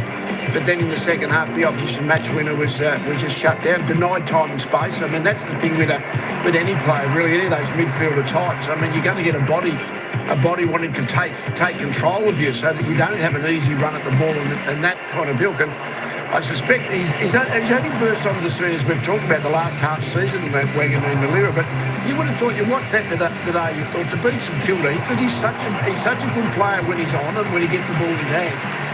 Trying to shut him down would be just almost the first priority, wouldn't it? And going forward, even more so. He's going to cop that, isn't he? And I would have thought so. Well, he's going to have to cop that every week now. So, and it's he'll have, like, I think Flanders' recruiting is going to be really important. He'll find his way through the midfield, but he is their gun. And probably Nick Dacos has probably had, Scott Pendlebury, Jack Crisp at different times still sideboard him through the midfield. He's had other players to take a little bit of the weight off his shoulders, despite the fact that he's been an absolute standout and been tagged heavily. But you've got to take that next stage of your evolution, and Naz is going to cop that through this year. There's a lot of teams that don't tag just on principle. That's true. But those that do have a tag, whenever they play StKilda, he's going to get it, and he's going to have to work his way through. He found that tough. He was up against a quality opponent tonight, but he better get his head around it, because it's going to happen a lot. And Perryman found a bit of the ball himself as well. You can see there 22 disposals and 300 metres gained. So it had a significant impact. So the Saints play Melbourne next week. So now it's over to them, and the blueprint really for how to shut him down has been set tonight. It has, but the pressure now builds a little bit on StKilda. They didn't get the result they wanted in front of the massive crowd, the big home game that they had at the MCG. They then face an opponent that they're expected to beat next week. They wouldn't want to slip up. All of a sudden you start to have those doubts, and they fell into a few of the same old traits that we saw. Under pressure, it just went wrong, and they didn't make good decisions. So they need to bounce back in a big way next week. All right, an injury concern for one of StKilda's big men in Rowan Marshall, who was taken from the field after a head knock. John Ralph has the latest. Ralphie, how's he doing? Well, not so well. He's using the concussion protocols. We'd hope to see the StKilda ruck dream team tonight. It never really eventuated. He only had 5 or 6 possessions until he was concussed, and the incident there was some friendly fire. The Cooper Sharman needed the back of the head, so he eventually wandered off, and then, of course, the Scat 6, and he failed that one. You remember in 2024, he basically refused to go off when a club doctor was keen to get him off the field for a head knock, and that actually changed the AFL's concussion rules. This time he got off there with a high five there from Mitch Owens, but unfortunately he's out for next week. So he misses against Melbourne and Max Gawn, the same Max Gawn who last year said of Tom Niconing, he will be the best player of our generation. So buckle up for that ride. It wasn't the combination tonight, but certainly Tom Niconing goes one-on-one with Max Gawn next Sunday at the MCG. That is a battle worth looking forward to. Nathan, what did you make of the performance tonight from Tom? He took a couple of good marks and was quite the presence around the ground. Yeah, I thought he was good. I thought Dusty Cameron was the best big fella on the ground. Having said that, but I think TDK came in and showed us what he's got in his strength. So in the ruck, in the aerial contest, he was really strong, and he does get down to those ground balls as discussed, which is probably something that is quite not unique, but it's a standout trait for him against other ruckmen. But maybe this highlights why it doesn't hurt to have 2 number 1 ruckmen, because if one goes down next weekend, at least you're not going to have any trouble filling the ruck spot. So he'll be an important part of St Kilda's 2026 season and beyond. Yeah, I thought he did okay. He did what you thought he would probably do. I mean, the point, and it is a relevant point. He's probably the second highest paid player in the game. Is the role that he plays that valuable? And the problem would be, I'd say no. And it might be because he might be a very good ruckman. He might take a few marks around the ground. But can he be an absolute match winner? Because that's what he has to be if you want to talk about value for dollar. Yeah, it is certainly an interesting one. As you said, every club has the same salary cap to spend, so it's their discretion how they spend it. Lee, what would Ross Lyon be saying to his men tonight? Because they were good, they just weren't able to be good enough. Oh, well, I mean, they got beaten by 2 scoring shots. I mean, there's plenty of okay things out of the game. I thought it was a very just a battle, bit of an arm wrestle kind of game, and Collingwood did a fraction better. They won by a couple of goals. So, after round 1, you're not jumping on your team. You just, as you will do, you'll feel bad because we lost, but then in a day's time, you'll review the game and see what we can learn going forward. So that will be the attitude he will take, I'm sure. All right, we're going to learn a little bit more now because Cameron Mooney has tracked down the coach of the Collingwood Football Club, Craig McRae, is alongside him. Moons.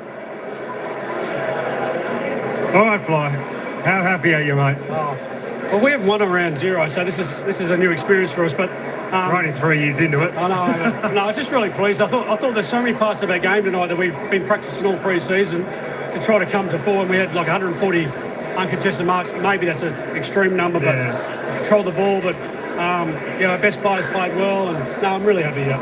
So you spoke to us before the game about Pendles and the way that you wanted to use him because of the 5-man rotation. It seemed to work pretty well. Yeah, he was amazing, wasn't he? And just his cleanness when everyone else was a bit tired, and that was a plan. You never know how it was going to work because it's only early stages of 5 in the bench, but geez, he was pivotal, wasn't he? Is it a plan going forward, or is it a week-by-week basis? Well, I think this time of the year we certainly have a hotter temperatures, and the game's very transitional. So I'm conscious of that in the game plan, and maybe in the early rounds we might consider that. Yeah. You mentioned your best players. Let's talk about a few of them. We'll talk about the 2 Dacos boys. Yeah. Your thoughts? Did Nick have 41 or something like that? Yeah. I think Josh had about 38. Yeah. No, they're incredible players for us. I had a great meeting with Nick the other day, just talking about how we get him to be the best version and how we can support that. And then Josh has had an amazing pre-season. He's probably been the best on track for over a month. It's going to show up somewhere. Even Jordan DeGoey, three goals. Yeah, his GPS was off the charts earlier. We just had to manage him a bit because he really was burning the GPS up. Yeah. What about Darcy through the middle of the ground? I mean, he's obviously coming up against 2 quality ruckmen. Yeah. More than held his own. Well, he's a good signing, isn't he, TDK? And Darcy's so pivotal to us marking the ball. Well, he could have got a couple of chopping arm free kicks tonight, but that tends to have it right. Probably most proud I am of the defence, the back line. Minus 20-odd inside 50s against, and just fought and really hard to score against. Well, obviously coming into the game, you've lost a couple of your key defenders. So going in, what were you thinking? Like, Are we going to struggle tonight? Are these boys going to step up? And they did. That must be pleasing. Really, what, 66 points? I think Sarah said before the game that you have to kick over 100 points to win. Well, that's not a version that tonight proved that we can defend the ground really well. There's a man back here called Trevor Henry. Yeah. I grew up idolising this man. Yeah. What does he do at the footy club? Well, he's our leadership guy, and he leads beautifully with our leaders. But he's my personal mentor. I've had him for the last 2 or 3 years, and he sort of just keeps me in a great energy and to do the job well. Has he taught you how to catch a wave yet? He did actually taught me how to body surf, not well, but he's fantastic for our group, and we're very lucky to have him. Coming into tonight, StKilda, clearly, I've spoken about this a couple of times, StKilda, the talk of the town, and rightly so. And the other talk was Collingwood ready to fall off? Yeah. Did you take notice of that? Oh, you listen. Do you take much notice? You do listen. Look, you have just great trust in what we do. I felt like coming to the ground tonight, I said before the game to the panel, it feels like we just got to wake up the muscle memory. Yeah. Because we've got great chemistry. So I thought we woke up our muscle memory, yeah. Well, it was a fantastic result, mate. Congratulations. Yeah, thanks, mate. Good to see you. Thanks, Ken. All right, folks, there we go. That was Craig McRae. A few comments from the Collingwood coach there. Thanks, Paul, for dropping on in. Of course, it was the Magpies, too strong. 11-12-78 defeating St Kilda 9-12-66 by 2 goals. I tell you what, it was a low-scoring final term. Saints 2 goals 2. The Pies 1 goal 2. Saints actually winning that final term. But what a ring-a-ding-ding game. It was a good game, as I said. It was a real battle throughout the game, throughout the 3 quarters. But Collingwood just a little bit too strong on the evening. Of course, we had the poll there tonight. 63% in the live chat win for Collingwood. Well done, everyone. You got that one right. Just before we sign out, we're just going to check a quick look at the top stats. The goal scorers and disposal getters. Jordan Goey ended up top of the table on the goal scoring list there this evening with 3 straight goals. Lockie Schultz with 2, Bo McCreary with 2, Rowan Steele with 1, Daniel McStay with 1, Jamie Elliott and Darcy Cameron also bobbed in there with 1 for the Maggies. For the Saints, Cooper Sharma and Mitch Owens both with 2 goals. Wanganeen Miller with 1, with Liam Ryan, Bradley Hill, Jack Higgins, Max Hall. Bowie goal scorers, just the top possession getters for this evening. And of course, no doubt, who's on top. Nick Dacos, the superstar of the competition, ended up with 41 touches, 25 kicks, 16 handballs, 7 marks, 2 tackles, 4 clearances, and he slotted a couple of behinds.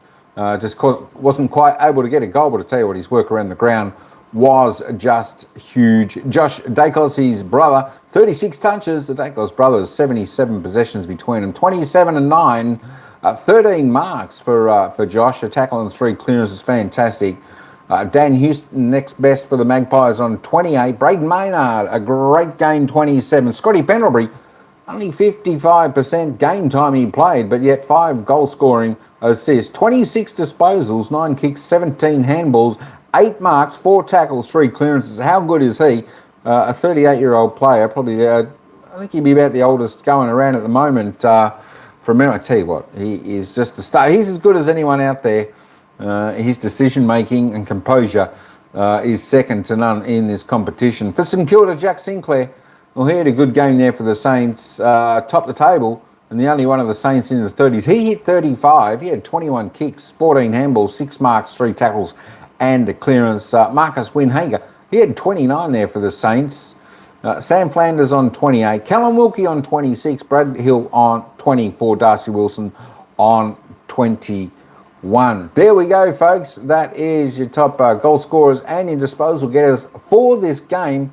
And just for anyone who wanted to see the first goal scorer of the game today, come at the 11 and 3/4 minute mark of the opening quarter. That was Bradley Hill from St Kilda Hillesley, first goal scorer in the game. There we go. And the last goal scoring was Jamie Elliott. I think that you can sort of have a little bit of wager on first and last. There we go. They were your goal scorers, first and last. But I want to thank everyone for joining on the coverage today. Of course, where Collingwood was too strong over St Kilda here at MCG with 82,500 people in attendance at the MCG on a fantastic autumn evening in Melbourne. 16 degrees here at the moment. Just another fantastic game. Don't forget, next game is round 1. Of course, opening round is done and dusted. Round 1 next. And, of course, it all kicks off Thursday night when they're all back again. All right, folks. Hey, I want to thank everyone for coming on in. I hope your team won this weekend, and if it didn't play, I hope your team wins next week. It should be great. Look, it's just great. Footy is back in town. That's why we're all here, because we love football. It's AFL football, folks. I tell you what, looking forward to next round. All right, folks. Hey, that's all I've got for this one.